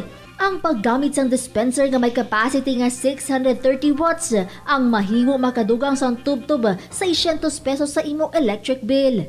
Gani para makakinot sang kuryente, ipasiguro gid nga ma-unplug ang water dispenser sa imo balay ukon sa opisina kung wala na ini ginagamit. Yari ang mga simpleng nga paagi agud makakinot sang tubig. Tinguba ang mga lalabahan kag tinguba man ang pagpanglaba. Ang pagpanglaba sang isa ka bes sa isa ka semana ang nagakinot sang naglabot sa 50 litro sang tubig. Kung nagagamit sang washing machine, iset ini sa mas manubo nga wash cycle. Makakinot ka na sa tubig, makakinot ka pa sa enerhiya. Hindi pagpunoon ang refrigerator. Kung sobra ang unod sang fridge, mabudlayan ini nga mapabilin ang tugnaw, nagahinay ang airflow kag mas madamo nga kuryente ang kinahanglan. Ipabilin nga matawhay ang unod kag painon ang mainit nga pagkaon antes ibutang sa fridge. The Farmers Bazaar, your traditional public market with the touch of Plasuelados, ang isa ka lugar nga gintukod sa tion kag sa kasagsagan sa COVID-19 pandemic nga may tinutuyo nga maghatag sa imo sang safe marketing experience. Subong nga ang COVID-19 hindi na gid man dako nga pamahog kag nagapakadto na kita sa next normal. Rest assured nga ang Farmers Bazaar will further evolve agud yung magpadayon sa paghatag sa inyo sing satisfying marketing experience. The Farmers Bazaar. Sa lower level, tara na pahamtang ang fish, poultry, kag meat section. Para naman sa inyo mga kinahanglanon nga prutas, utang kag iban pa, magbisita sa upper level, pinaagi sa paggamit sa hagdanan o kon sa pagkadto direkta sa parking lot. The Farmers Bazaar, your traditional public market with the touch of Plasuelados. Panugyan na rin sa eksperto kung kwarta ang paghambalan. Apesar limitado ang imo abilidad nga mag-invest, ang gamay nga contribution sa investment accounts ang makabulig sa imo nga maggamit ang earned money nga maka-generate sang dugang nga income. Ikonsiderar ang pagbukas ng retirement account o kung iban nga investment account. Plazuela de Iloilo, Bill Board of Activities for May 10 to 16, 2026. Songs that are largely from the past years are on your way sa Sining Mayo 16, Sabado, kaupo ng Retro Band sa concert at the Plaza, magasugod alas 6 ang gabi. Sa tion sa musical show, napulo ka mga matahom nga Plazuela de Iloilo mags kag madamo pa nga iban ang igaparafol sa masuki sa Plazuela de Iloilo. Sa Mayo 17, Domingo, ginaagdang tanan nga mangin kabahin sang Eucharistic celebration nga pagkahiwaton sa Latolda sa among adlaw alas 11 sang aga. Sa tion sang Holy Mass, pangayoon naton sa Ginoo nga hatagan niya kita sang kabakod nga malampuwasan ang internal kag external problems sang aton nga pungsod. Plazuela de Iloilo, we remain to be one with you in the common hope for a better community and a progressive country in 2026. Kabombo, yari ang pwede mong himuon agud makakinot kita sa paggamit sang enerhiya. Nagagamit ka man bala sang water dispenser sa imo balay o kun opisina? Ini nga kagamitan ang isa sa mga appliances nga mahakog magkonsumo sang kuryente. Ang paggamit sang dispenser nga may capacity nga 630 watts ang mahimo makadugang sang tubtub sa 600 pesos sa imo electric bill. Gani para makakinot sang kuryente, ipasiguro gid nga ma-unplug ang water dispenser sa imo balay ukon sa opisina kung wala na ini ginagamit.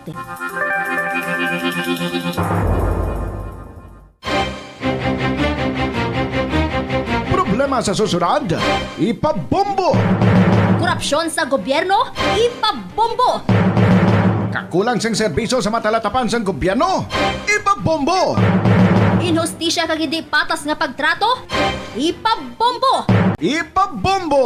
Programa sang Bombo Radio bilang dalampan sang banwa, ipabombo! Ipabombo! Problema sang komunidad, ipalabot naton sa natunggan kag solusyonan, ipabombo! Ipabombo! Diri lamang sa number 1 and the most trusted source of news and information, Bombo Radio Philippines. Bas Paradyo Bombo!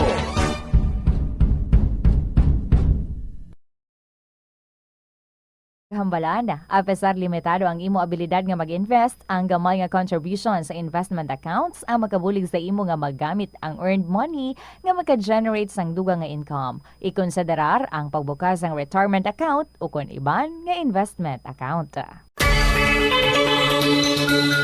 Kabombo, nagpatakod ka man bala sa energy saving device sa imo balay o opisina? Maghalong ka ha? Kay basi na budol ka. Sunod sa Department of Energy, wala pa sang energy saving device nga nakapasar sa energy label. Bot silingon, kung ina nga device wala sang DOE certification, wala ina nagagana. Magluwas nga hindi epektibo, mahimo pa ina makaguba sa imo nga mga appliances o kung makapataas pa gani sang imo balayran sa kuryente. Gani para makakinot sang matuod sang kuryente, gabuton sa saksakan ang appliances nga wala ginagamit, masami nga tinluan ang aircon filter o kung magamit sang inverter appliances. Tanan kita mayara sang mabulig agud pakibatuan ang climate change. Magamit sang bag nga pwede magamit sang liwat-liwat agud mabuhinan ang plastic bag nga ginahaboy. Bangod dinhi nagatugas ang greenhouse gases.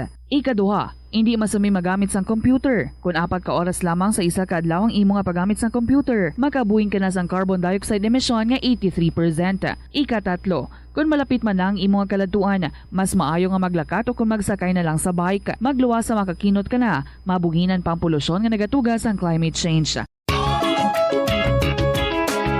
Yari ang isa ka praktikal nga pamaagi agud makakinot sa paggamit sang tubig. Pag-usar liwat sang tubig. Kolektahon ng tubig nga gingamit sa pagpanglaba o kung ang tubig nga nagatulo gikan sa aircon. Pwede mo ina magamit sa pagpanglimpyo sa salog, pagflash o kung pagbunyag sang tanom. Ang tubig nga abi mo wala na pulos, pwede pa yagali nga makabulig sa imong palibot.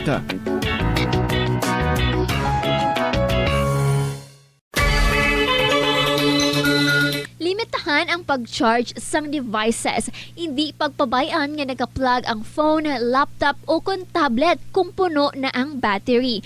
Patyon o kung i-unplug gilayon kung tapos na. Makakinot ini bisan gamay lang per device. Ilabi na kung madamo ang empleyado sa opisina. Yari ang mga simple nga paagi agon makakinot sang tubig. Kaayuha ang mga taga sa tubo o kon hose. Hindi tanan nga taga sa mahapos kagilayon nga makita tungod ang mga tubo o kon hose ang nakalubong sa duta o kon semento nga bahin sang balay. Kung magsigi ang mga tagas nga ini, mahimo nga magalabot sa 10,000 ka litro sang tubig ang mausik sa isa ka tuig. Maggamit sang leak detection tool o kung magkonsulta sa mga eksperto kung may pagpangduwa-duwa nga may tagas sa...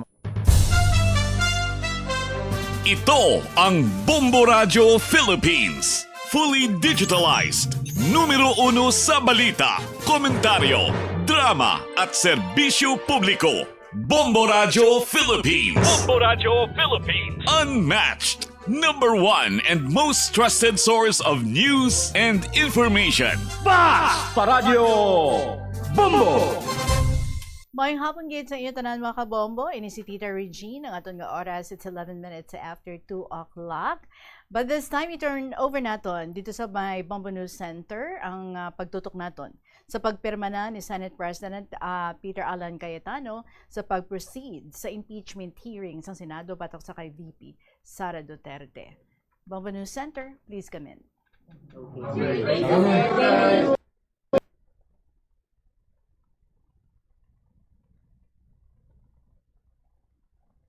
Well, alright, ang ating oras, it's 12 minutes after 2 o'clock and okay. For more details regarding sa pagpirma na ni Senate President Peter Alan Cayetano sa pag-proceed na sa impeachment hearing sa Senado batok sa kay VP Sara Duterte, of course, tutok lang kamo diri sa Bombo Radio. Oras naton, that is now 12 minutes after 2 o'clock.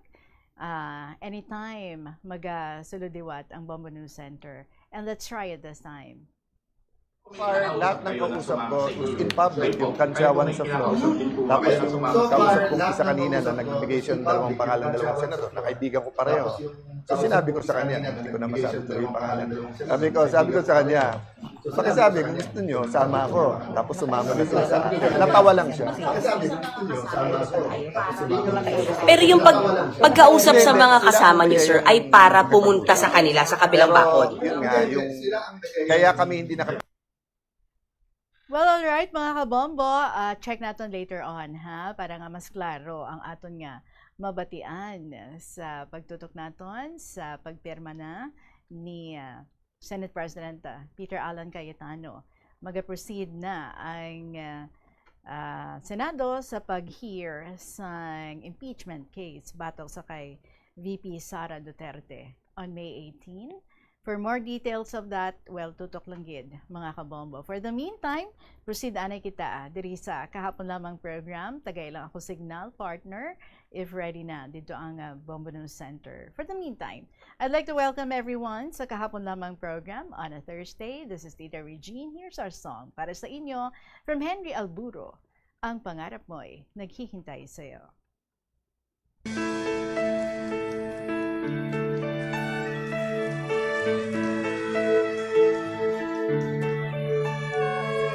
Marami mang balakid sa iyong daraanan, sadya mang matinig ang kailangan mong lakaran. Ubod man ang bigat ang iyong binabasan, huwag kang mag-alinlangan, kayang-kaya mo yan. Huwag kang umatras, huwag kang humito, huwag kang mapagod, huwag kang sumuko. Alam mo naman sa dulo nito, ang pangarap mo'y naghihintay sa'yo.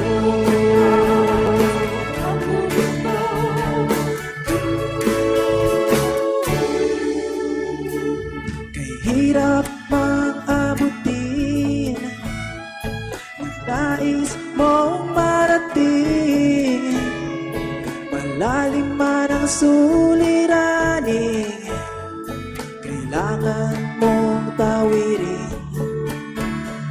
Pinapaiyak ka man ng iyong nararanasan, huwag kang mag-alinlangan, kayang-kaya mo yan. Huwag kang umatras, huwag kang humito, huwag kang mapagod, huwag kang sumuko. Alam mo naman sa dulo nito, ang pangarap mo'y naghihintay sa'yo. Huwag kang umatras, huwag kang humito, huwag kang mapagod, huwag kang sumuko. Alam mo naman sa dulo nito, ang pangarap mo'y naghihintay sa'yo, naghihintay sa'yo, naghihintay sa'yo. Ang pangarap mo'y naghihintay sa'yo. Henry Alburo with the song, Ang Pangarap Mo'y Naghihintay Sa'yo. Ako naman naghihintay ng mga stories ninyo para sa KLP. So write your stories, share them with us, email sa bombo_iloilo@bomboradio.info, or sa gihapon you can write your stories, handwritten nga mga stories ginabato nato nina, padala nyo lang sa kahapon lamang program DYFM Bombo Radio Iloilo Sky City Tower, Mapa Street, Iloilo City. Good afternoon sa liwat and welcome diri sa kahapon lamang program. Kaupo ninyo si Tita Regine. I'd like to proceed sa atong first story sa sining hapon actually. Kasugpon sa sulat ni multiple stroke survivor sa iyang mga nagakalatabo sa iyang kabuhi halin sadto until sa current. The ever dearest Tita Regine.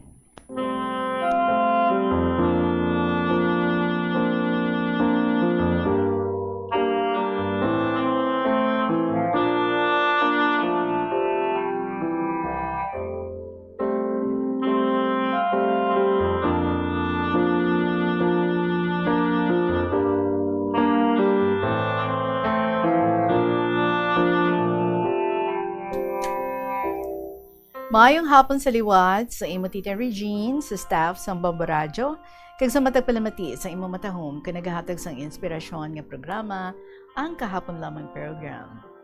Tita, sa pagpadayon ko sa ako niya istorya sa kabuhi, again, sa previous letter ko, nasaysay ko na ang natabo, kung paano nabakal, nadala, kag napauli isang iloy ko ang simaron. Mabalik ako diri sa Quezon City. Again, it was year 1993, kag 4th year high school na ako, kag nakabalik naman ang tito ko halin sa iya pagpanago, kay nakabayad na siya sang iyang piyansa. Nangin impyerno naman liwat ang kabuhi ko. Wala na ako ginakabig nga hinablos sang tito ko. Wala tuo nga sugo ang iyang ginaobra sa akon. Ginaantos ko na lang gid ang tanan, Tita Regine, kay ti, wala naman ako iban pa nga makadtuan.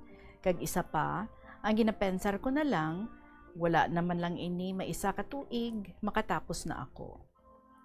June 17, 1993, birthday ko.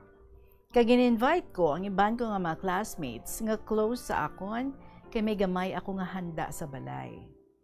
Ang tipikal nga ginahanda sa nag-birthday, cake, spaghetti, paella, fried chicken, hot dog on sticks with marshmallows, soft drinks.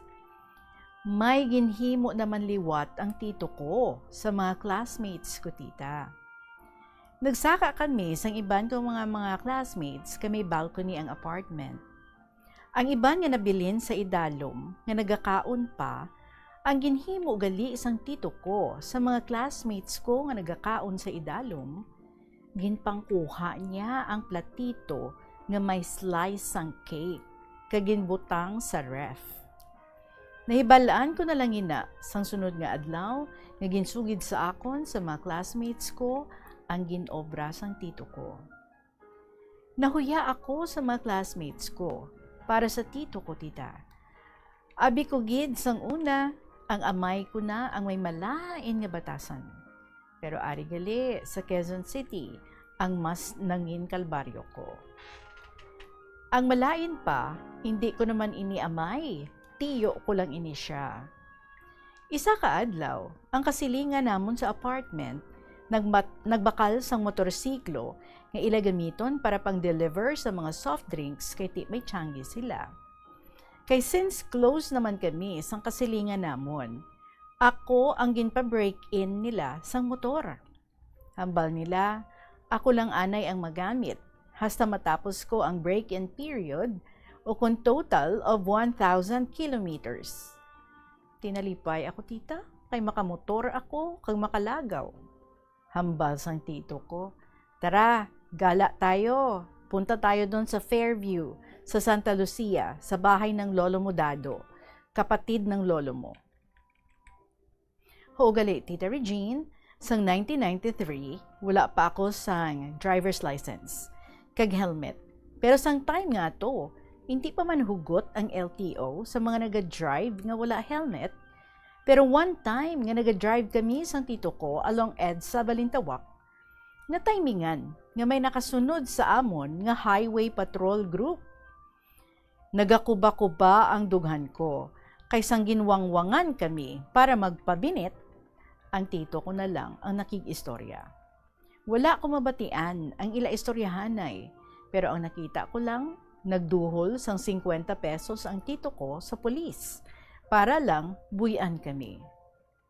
Ang maayo lang, sang time nga ato tita, maligwa pa ang kakarasadahan sa Metro Manila, kag malaka lang ang mga nagapatrolya nga mga patrol cars. Natabuan lang gid kami sang isa. Kung madumduman ko ang hitabo nga ato, naga-goosebumps man ako kaysa pensar ko. Kung pananglita na disgrasya kami sang tito ko, nga pareho kami wala helmet, isa na lang kami kakwento subong tita. Sa school naman gali, Tita Regine, ako ang ginhimo or sa ako na-assign ang Lights and Sound Committee sang school. Kaupod ang Filipino teacher ko, nagkadto kami sa Quiapo, agud magbakal sang sound. Isa ka set sang sound system. Kulang-kulang man 20,000 pesos ang nagastos sang school, tita. Ang nabakal ko, isa ka turntable, 500 watts amplifier, isa ka pares nga 750 watts nga di 15 nga speakers, 3 ka microphones, kag mga wires. Nalipay man ang teacher nga kaupod ko kay may knowledge ako sa pag-set up ng sound system. Nakilala ako sa school bilang si DJ Teka Teka. Kay abi mo, kung may okasyon sa school, ako man ang nag-ooperate sa sound system. Kung may nag-request sa akon, ang permi ko sabat, teka lang, isa lang ang turntable o, pila lang pag-request. So amoy na anangin bansag sa akon, hasta makagraduate ako sa Flora. Si DJ Teka Teka, hehe. Tita Regine, amot lang, kung mag-agree ka sa akon, kung ang tito ko may mental issue. Kaya kung may mga school competitions kami, kag ang school ang nagkakadto sa ibang eskwelahan para mag-compete, pasimple man gali siya nga nagasunod para lang sigurohon nga ato ako sa competition kag wala ako nagaligoy. Nag-audition man kuntani ako sadto sa isa ka TV program nga panghapon. Nakapasara man kuntani ako pero wala ako nalang gindayon kay ginhambalan ako sang tito ko nga hindi niya gusto nga magligoy ako kag mag-entra sa mga auditions ng ina. Pero wala siya kabalo, nahimo ko na nga malusutan ko siya one time. Kay may basbas man sang school ang pag-audition ko. Upod sang iban ko nga mga classmates. Kung nadayon nga nangin parte ako sang amuto nga TV program, artista na kuntani ako subong. Isa kuntani ako sa second batch 1993 second season. Kaupod sanday Rica Peralejo, Gio Alvarez, Claudine Barreto, Jao Mapa, kag iban pa nga nangin sikat kag kilala na subong. Kuntani, isa man ako sa ila, kag artista naman daad ako, pero kay tunga distrikto ang tito ko nga wala sa lugar, I missed that opportunity, Tita Regine. Ang balon ko gali, sa school, tita, 15 pesos lang kada adlaw. Kay may balon man ako nga pack lunch, ang plete ko sa jeep sadto, 1 pesos 50 centavos lang. Dason, ang magastok sa canteen, intsakto lang, 10 ka pesos. Kay sa hapon, ginalakat ko na lang ang pagpauli. Gani ang 3.50, 3 pesos and 50 centavos, ginasupot ko sa alkansiya ko. Wala ina kabalo ang tito ko nga may alkansiya ako. Ang regular routine sang tito ko, naging obsessed siya sang pagpanggunting sa mga movie ads sa newspaper kag ginahimo niya nga movie guide album. Kung pensaron mo, tita, ito wala man problema sa nanginhabi niya, di bala? Pero ari, ang hindi manami sa nanginhabi niya. Nagbakal siya sa bookstore sang puro rim stocks sang long bond paper. Bulk stocks sang paper fasteners, glue, kag long folders. Off budget naman kami sa obra niya. Na-divert naman ang kwarta sa iban nga butang. Ang daily rasyon sa iya nga mga newspaper, nagsugod naman nga wala niya mabayaran. Nagasugod naman mag-obra ang tito ko sang problema sa kwarta. May mga nagakadto man sa gihapon nga mga tawo, kag ginapangita siya. Pero as usual, ginahambal na lang namon nga wala siya nagastay sa apartment. Tita Regine, wala ko na lang ginasugid sa iloy ko kag sa tita ko ang mga ginapang obra kag mga ginagastusan sang tito ko. Agud wala na lang sila sang gamo kag pagabaisan. Ulaton ko na lang makapauli ang iloy ko. Pila na naman lang kabulan nga hulat. Sang mahibaluan nga nagpadala ang iloy ko sang 3,000. Sa mahibaluan sang tito ko nga nagpadala ang iloy ko sang 3,000 pesos, nga gindirekta niya sa akon ang remittance para sa panggasto ko. Naakig siya katama, Tita Regine. Madamo siya sang ginapangwakal. Ginsukmat niya ang pagbato niya sa akon sang paglayas ko. Wala na kuno siya ginasaligan sa kwarta. Kadamo lang sa mga pagpangsukmat, hastaya sa paglong distance niya sadto sa Bombo para nga ihat panawagan ang notice ng employment sang iloy ko sa Qatar. Kung hindi to kuno tungod sa iya, wala sang obrang iloy ko sa abroad. Pero wala nagsulod sa pensar niya ang maging pangbulig sang iloy ko sa iya. Ginahulat ko na lang na sakiton niya ako, pero kay siguro ara ang Tita Rosie ko, nahadlok man siya nga masaksihan sang Tita Rosie ko nga sakiton ako sang tito ko. Mabalik lang gali ako makadali sa nag-break-in ako sa motorsiklo. Sa amon ginpapark temporaryo ang motor. Domingo ato sang kaagahon. Gamito namon kuntani ang motor para magsimba sa Sacred Heart Parish sa Kamuning. Medyo madulong pasadto, mga 4:30 a.m. Ginapaatras ko na kuntani ang motor pagwa sa garahe. Wala ko makita, tita. Ang isa namon kakuri nga gamay. Naatrasan ko ini, pero wala gid man natamaan. Pero kay nakita sang tito ko, ginkuha niya ang silhig paypay, ang walis tambo bala, kag ginpakdol sa ulo ko, kag paa ko, ang kalaptan sini. Nagatagring ang ulo ko sa kasakit, Tita Regine. Ang sa paa ko, hindi masyado ko nabatyagan, kay mas masakit ang sa ulo ko. Wala na lang kami madayon magsimba, kay aga pa lang, nagasininggitan na siya. Hindi ko man hungod nga maatrasan ang kuring, kay wala ko man nato nakita. Tita Regine, kung pamangkuton ko ikaw, sino sa duha sa pananawan mo ang mas malain ang batasan? Ang amay ko nga nakaagi ako sang ultimatum nga bakol, o kung ang tito ko nga wala bisyo pero madasig manakit? Wala gid ako sang bisan ano nga ginasugid. Bisan sa lola ko, wala man. Nagahipos na lang gid ako para makalikaw sa gamo. Nagapalapit na ang adlaw nga ginahulat ko. Ang adlaw nga makagraduate na ako sa high school. 3 days antes ang graduation ko, nagabot ang iloy ko halin sa abroad para magtambong sa pagtapos ko sa high school. Ginsugat namon siya sang tito ko sa airport. Yag-abi mo, Tita Regine, sang pagsakay namon sa taxi. Wala pa gani nagainit ang mga buli namon sa pagpungko. Hambal dayon sang tito ko sa iloy ko, kung pwede siya makapangayo sa 5,000 ka pesos. Kaya may balayran ko na siya. Sabat sang iloy ko, ano ka ba naman, Kuya Boy? Hindi pa nga tayo nakakarating ng bahay, yan agad ang ibubungad mo? Hindi mo walang kumustahin ang biyahe ko?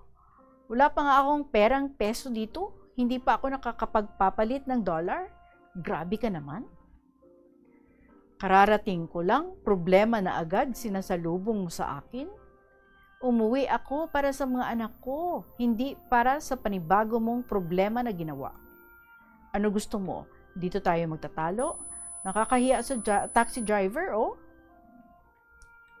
Wala nakasabat ang tito ko. Naghipos lang ang tito ko, hasta makaabot kami sa apartment. Diretso siya sa kwarto niya sa second floor, kag nagpanirado. Ginbuligan kami sang Tita Rosie ko nga ipapanaog ang mga dala sang iloy ko. Sang medyo nakapulupahuway na ang iloy ko, ginkuha niya ang isa ka bag niya kaginbuksan. May ginkuha siya nga sunglass, kagintawag ako. Ginhatag niya sa akon ang amo nga sunglass. Isa ko no ato sa graduation gifts niya sa akon. Ang brand niya, Tita Regine, Police. Sang time nga to, nasa 3,000 pesos ang presyo sang amo nga sunglass. Dugang pa sang iloy ko, may maabot pa siya nga mga bagahe nga ginpa-cargo niya. Nanaog na ang tito ko halin sa kwarto niya. Kaginpamangkot liwat ang iloy ko kung pwede na siya makapangayo sang kwarta. Nairita ang iloy ko. Kaginambalan siya nga, Kuya Boy, hindi ka pa talaga pwede maghintay? Kararating ko lang. Hindi pa nga ako nakakapagpalit ng damit. Akala mo talaga sa amin ni Inte? Si Inte ang ayo sang tita ko nga nasa Amerika. ATM mo? Akala mo ATM mo kami na pwede mong withdrawhan ng pera anumang oras na gusto mo? Nagsabat man ng tito ko. Hoy, Corazon, hindi biro ang obligasyon ko na ginawa para bantayan ng anak mo, ha? Ako ang gumawa ng dapat asawa mo ang gumagawa. Kung matino ang asawa mo, hindi dapat lumaya siyang anak mo. Nagsabat man ang iloy ko. Hoy, Kuya Boy, obligasyon ko din ba na ayusin ang mga problema mo na pinaggagawa mo noon? Nung namatay si tatay at na-sheriff kayo, puro kagagawan mo yun, di ba? Puro pangwawaldas at panglulustay ng pera ang ginagawa mo. Mas masahol ka pa sa asawa ko eh.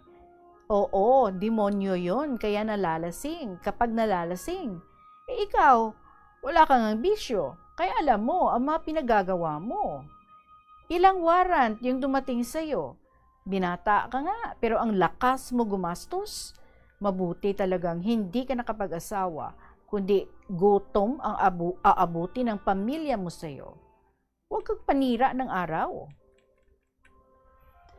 Adlaw na sa graduation ko, Tita Regine, may baccalaureate mass kami sa aga para sa pagpasalamat. Nakatapos man kami sa high school. After sang mass, nagpalauli anay kami kay alauna pa man sa hapon ang graduation ceremony. Sa apartment, Tita Regine, manugpanyaga na kuntani kami sa naghigko ang isa sa mga ido sang tito ko. Ang ginapungkuan ko sa lamesa, medyo inner part pa, so hindi ako basta makagwa, kay nagapungko naman ang iloy ko sa luyo ko. Hambal sang tito ko. Tumayo ka muna dyan at dakutin mo yung blank ng aso. So naakig ang iloy ko, kaginabalan siya. Wala ka talagang patawad. Nakita mo kumakain na yung bata, patatayuin mo pa? Bakit hindi na lang ikaw ang dumakot? Ikaw ang mas malapit at mga alaga mong aso yan. Nakita mo yung balat ng anak ko, nahawa na sa mga galis ng mga aso mo. Nagbais naman sila eh. Pero nagsabat ang Tita Rosie ko, huwag na kayong mag-away, boy, Corazon. Ako na lang ang kukuha. Dugang sang iloy ko. Ikaw, Kuya Boy, sobrang sama na talaga ng ugali mo eh. Noon kami ang inaalila mo, ngayon ang anak ko naman. Si Kuya Leng lang ang hindi mo kaya eh, kasi talo ka nun. So ang Tito Leng ko, Tita Regine, ang ikaduha nga utod sang iloy ko, nga ara man sa Amerika, nga kaupod sang tita ko, pero napatay na siya sang 2015 sa sakit nga komplikasyon sa diabetes.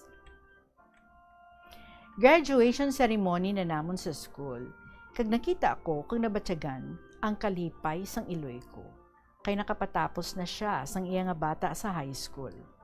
Bisan wala ako sa nahatag nga honor sa iloy ko, hindi pareho sa elementary pa ako, nga permi may honor, okay lang para sa iloy ko.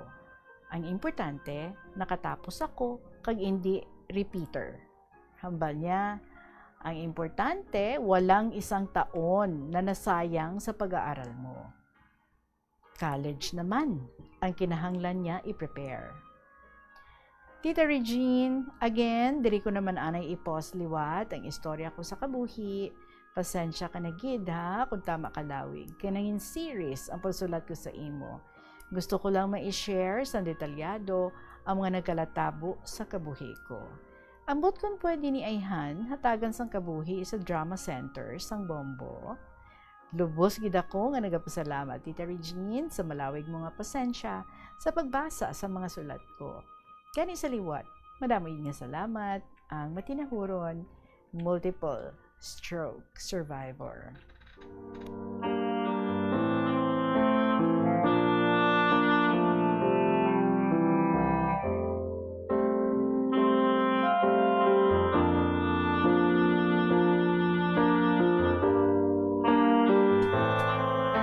Multiple stroke survivor? Well, why not? Pwede natin ini mapasa sa Drama Center sang Bombo. And regarding sa imong nga pamangkot, sino ang mas mapintas? Actually, they are both mapintas, but on a different degree, on a different level. Pero mapareho gid sila nga mga mapintas. Salamat gid. I'm sure there will be more coming from you. So take your time and we will be ready to read your stories again diri sa kahapon lamang program. Oras naton, 2:38, magapunong balikan kay LP pagkatapos lang sa pila ka mga importante nga mga pahibalo. The Farmers Bazaar, your traditional public market with the touch of Plazuela Dos, ang isa ka lugar nga gintukod sa tion kag sa kasagsagan sa COVID-19 pandemic nga may tinutuyo nga maghatag sa imo sang safe marketing experience. Subong nga ang COVID-19 hindi na gid man dako nga pamahog kag nagapakadto na kita sa next normal. Rest assured nga ang Farmers Bazaar will further evolve agud yung magpadayon sa paghatag sa inyo sing satisfying marketing experience. The Farmers Bazaar. Sa lower level, tara na pahamtang ang fish, poultry, kag meat section para naman sa inyo mga kinahanglanon nga prutas, utang kag iban pa, magbisita sa upper level, pinaagi sa paggamit sa hagdanan o kon sa pagkadto direkta sa parking lot. The Farmers Bazaar, your traditional public market with the touch of Plazuela Dos. Kabombo, yari ang pwede mong himuon agud makakinot kita sa paggamit sang enerhiya. Nagagamit ka man bala sang water dispenser sa imo balay o kun opisina? Ini nga kagamitan ang isa sa mga appliances nga mahakog magkonsumo sang kuryente. Ang paggamit sang dispenser nga may capacity nga 630 watts ang mahimo makadugang sang tubtub sa 600 pesos sa imo electric bill. Gani para makakinot sang kuryente, ipasiguro gid nga ma-unplug ang water dispenser sa imo balay o kun sa opisina kung wala na ini ginagamit.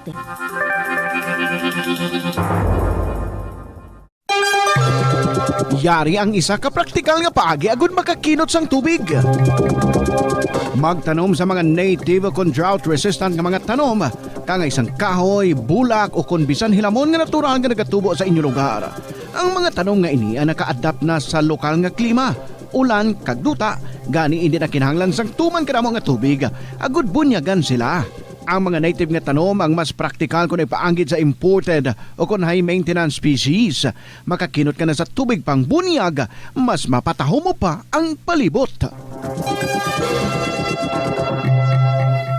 Ini nga pahanumdom ginadulong sa inyo sang Flow Water Resources Incorporated, watering the seeds of progress.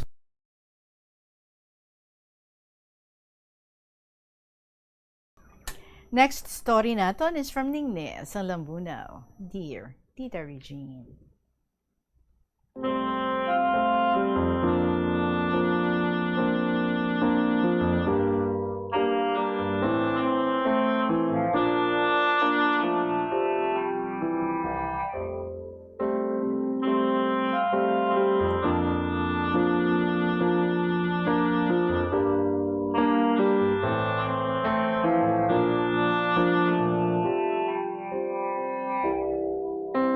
Maayong hapon sa tanan nga staff, members of this station, especially to you, Tita, to all my classmates on air, Lolo Amparing, Lolo Densha, Lolo Abraham, Nanay Flor sa Santa Barbara, student mom of Lambunaw, basta sa tanan. Mr. Survivor of Southern Iloilo, sa akong tanan nga kabataan, umagad, mga apo, mga balaye, kay sa tanan nga nagapamati, hope that we are all in good condition. Mr. Survivor nga may multiple operations, gapamati gid ako pagbasa sang sulat mo ni Tita Regine. Salamat kay na-appreciate mo gid mga laygay ko. Ga-silent crying man ako, kay ako may ginapaabot man nga second operation sa akon paa. Nga kuhaon ang una nga gin-implant nanda nga stainless. Ilisa naman kuno kay para makapanaw ako kuno. Ti pamangkot ko, nga ti ang iilis nyo, Dok. Forever na daya. Sabat niya nga, it will last for 20 years if possible. So ti daw, question mark man gyapon. Do hindi na ako magpasugot, kay hambal ko, basi hindi na ma-afford ka utok ko, hindi lamang heart ko, kay basi maghangin-hanginon ako bala tita. Kay may dya sa tupad namon, nga mas garing maramalam tanakanakon, above 80 na siya. Ti akon 71 years old ako sa January, nagka-Alzheimer's tanatita. Bata na mismo, hindi na makilala. Ti amudaya na hadlukan ko. God's will lang Mga bata ako tita, why man may ginahambal nga abi gapamilit sanda. Kundi nga mansig pamatiay lang kami sa isa kay isa. Mananda, basi mangakig ako. Today is February 16, but I have experienced a sad and happy moment last February 14. That was Heart's Day. But you know that? You know what? Kasal sang bata ko, nging kuha kabugto ko, kagang akong tana nga bugto, patay na. Sinanay na, kag duwa ka bata, ang imaw na sa balay na sa uton, kag mga timbang lang. Abi kung gasakay ang banana kay Siman man, nakasalsanda sa judge, pero why sila blessing? So they decided nga mapakasal sa pari sang 2018 padaad, sanda mapakasal. Garing naabutan nga hindi pwede gathering, so postpone. Kaya ang garastuhon nanda ka to, yung patindog nanda ka balay, located anda balay sa uton, kagang anda mas sa simbahan sang uton. Why ko kamaan, kanunangaran sa simbahan, kagang anda nga reception, why man ko kamaan, pero sa picture sa cellphone, okay man 2:00 sa hapon anda misa. Mga 10:30 a.m. sanda naghalin, ang jata na naghalin bata ko, banana, kag-adopted man nga bata dya. Dya sanda naghalin, kay abot nanda, halin sa Mindanao, gabi. Ti, gindiretso anay dya kanakon, ti, balik naman. Day after kakasal, kay maestrang akong bata nga sa Singapore. Sa February 11, patana, nag-abot. Mayad man kay in behalf of me, Jan Sanda, no? On behalf of me, Jan Sanda, ang waagid lang, waay ka-attender ko ka mga bata nga nagasakay.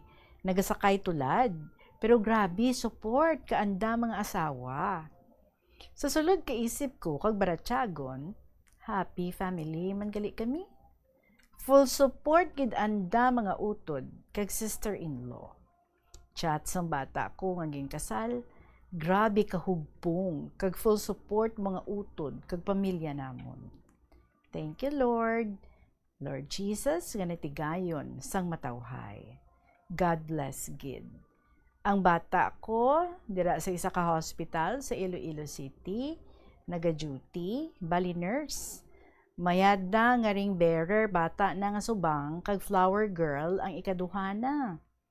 Kabay nga hindi lang madugangan. Kay cesarean man Ti amudaya ako na eksperyensyahan sang Heart's Day. Imbes nga malipay, ti syempre galain man buot ko Ahay, pag agto na dya nga nagsapol, naghibi Kay bisan ga wheelchair ako kuno, imarcha na gid kag ano man tana, nga nagbanog ang piha ko nga kahig sa may ginoperahan man, Amo pagid to big reason pagid. Ginhawa ko kapugong kaluha ako. Ano man hambal ka bata ko nga mabalik sa Mindanao nga kas, hambal na sa pakaisananda nga imaw ko dya sa balay. Hindi mo pagpabayaan si mama ha, alagaan mo kamayan. Oo sabat ka imaw ko dya. Baw, dogin suntok kapunta ka pinuti nga matalom ang heart ko. Tita manaan ko na gid. Kung daw ano ako kapalangga ka mga bata. Kag bisan saan da ka papa, tatay, I know nga still in their mind and heart, hay insa, permi sila gahapit sa sementeryo, gasin di ka kandila, kag bisan short prayer man, kagkadabulan, gatausan da pang intensyon. Pasalamat kag sa mga kalag gani, no?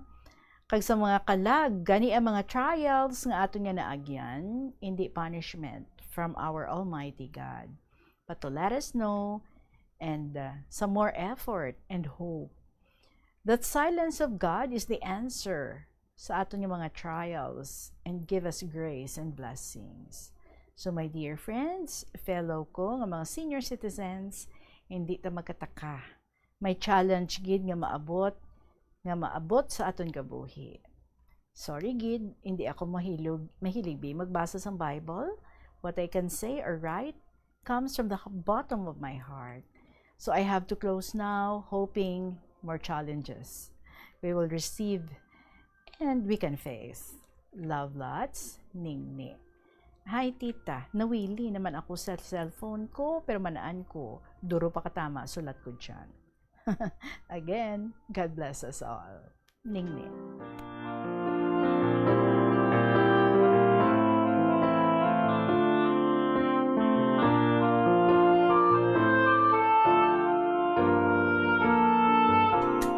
So, amo ni, ang gina-mention mo sa amon before pa, nga mapakasal, February 14, ang imo nga anak, pero naghambal ka nga hindi kagid maka-attend.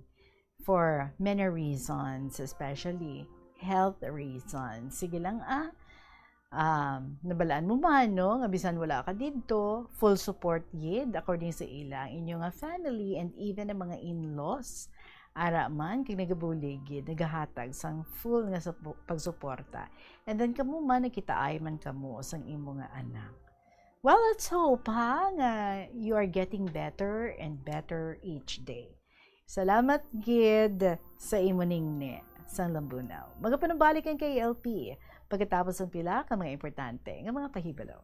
Plazuela de Iloilo, Bill Board of Activities for May 10 to 16, 2026. Songs that are largely from the past years are on your way sa Sining Mayo 16, Sabado, kaupo ng Retro Band sa concert at the Plaza, magasugod alas 6 ang gabi. Sa tion sa musical show, napulo ka mga matahom nga Plazuela de Iloilo mags kag madamo pa nga iban ang igaparafol sa masuki sa Plazuela de Iloilo.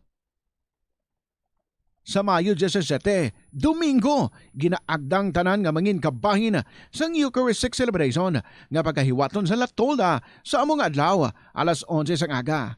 Sa tion sang Holy Mass, pangayoon naton sa Ginoo nga hatagan niya kita sang kabakod nga malampuwasan ang internal kag external problems sang aton nga pungsod.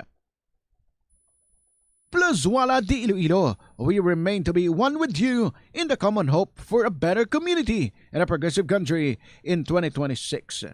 Tanan kita mayara sang mabulig agud pakibatuan ang climate change. Magamit sang bag nga pwede magamit sang liwat-liwat agud mabuhinan ang plastic bag nga ginahaboy. Bangod dinhi nagatugas ang greenhouse gases. Ikaduha, hindi masumi magamit sang computer. Kung 4 ka oras lamang sa isa ka adlaw ang imo nga paggamit sang computer, makabuhing ka na sang carbon dioxide emission nga 83%. Ikatatlo, kung malapit man lang imo nga kaladuan, mas maayo nga maglakat o kung magsakay na lang sa bike. Magluwas sa makakinot ka na, mabuhinan pang polusyon nga nagatugas ang climate change.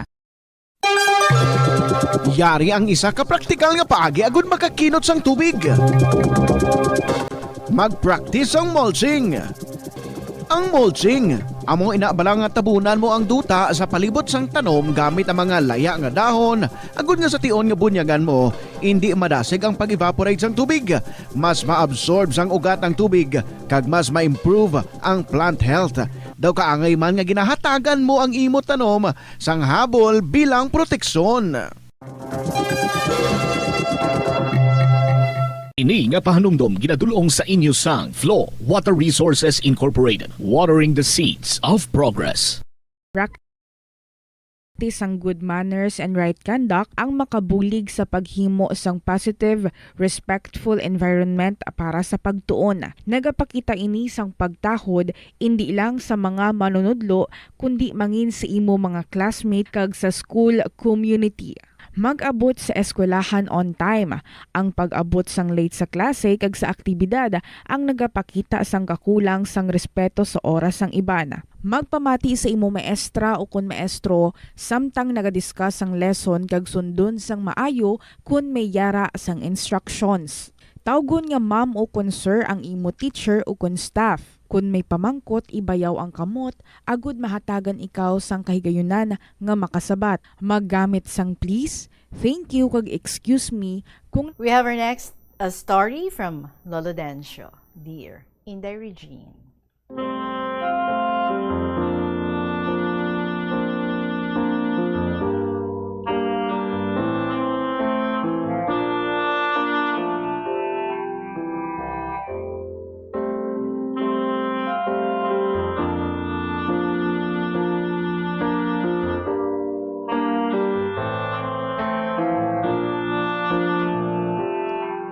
Maayong hapon sa imo, kasi tanan nga tagpalamati sa imong programa kahapon lamang.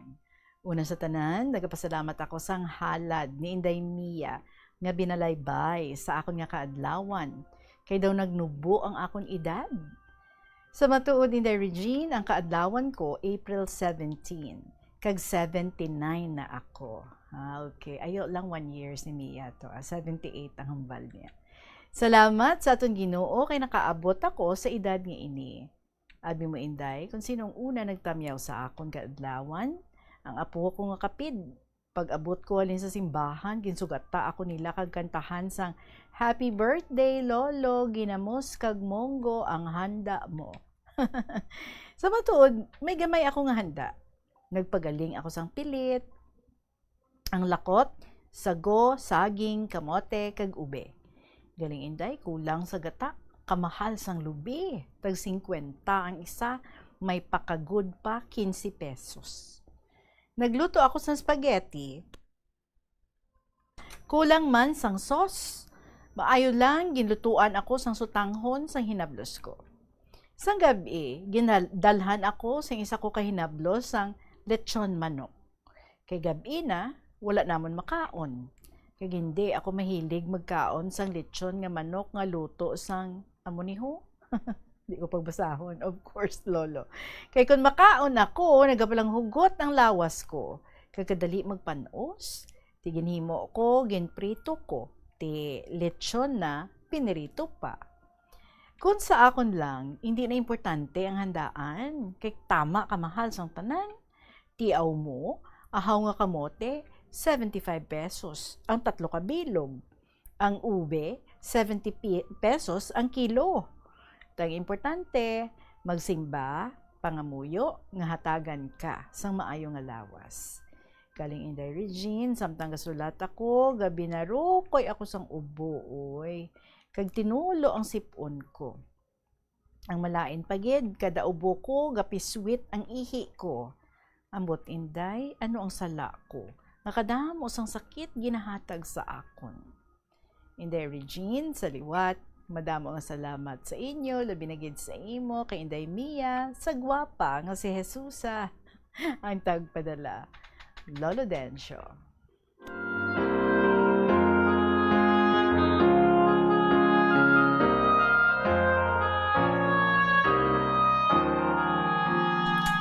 Well, Lolo Dencio, focus on the blessings, importante, kadaagan, no? Makamuklat pa kita. Makahaklo pa kita sa hangin. So, focus on the blessings and kaya yan. Diba? Maraming salamat, Lolo Dencio. Again, belated happy birthday gid sa imo. And I'm sure appreciated man ni Mia ang pagpasalamat mo sa iya.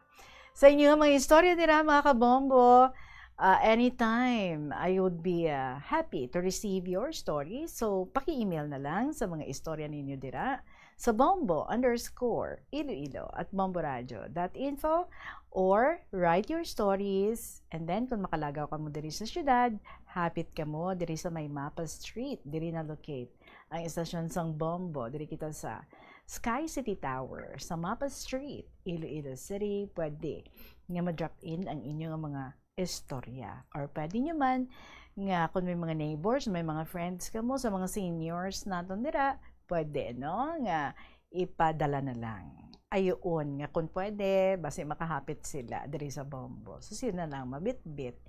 Any which way you can, pwede gid, no? For as long as there is that desire, nga makapadala man sa makasaysayan ninyo diri sa Kahapon Lamang program. So, thank you in advance. Magasunod na ang mga dramas every afternoon tuyang Ermitanya, Provincial Jail, kag ang Dear Diary. Of course, we will continue bringing you beautiful stories diri sa KLP buwas na naman sa Friday edition sa Kahapon Lamang program. Maraming salamat sa inyo. Sa gihapon ninyo alagad. Si Tita Regine para sa Kahapon Lamang program. Good afternoon and God bless.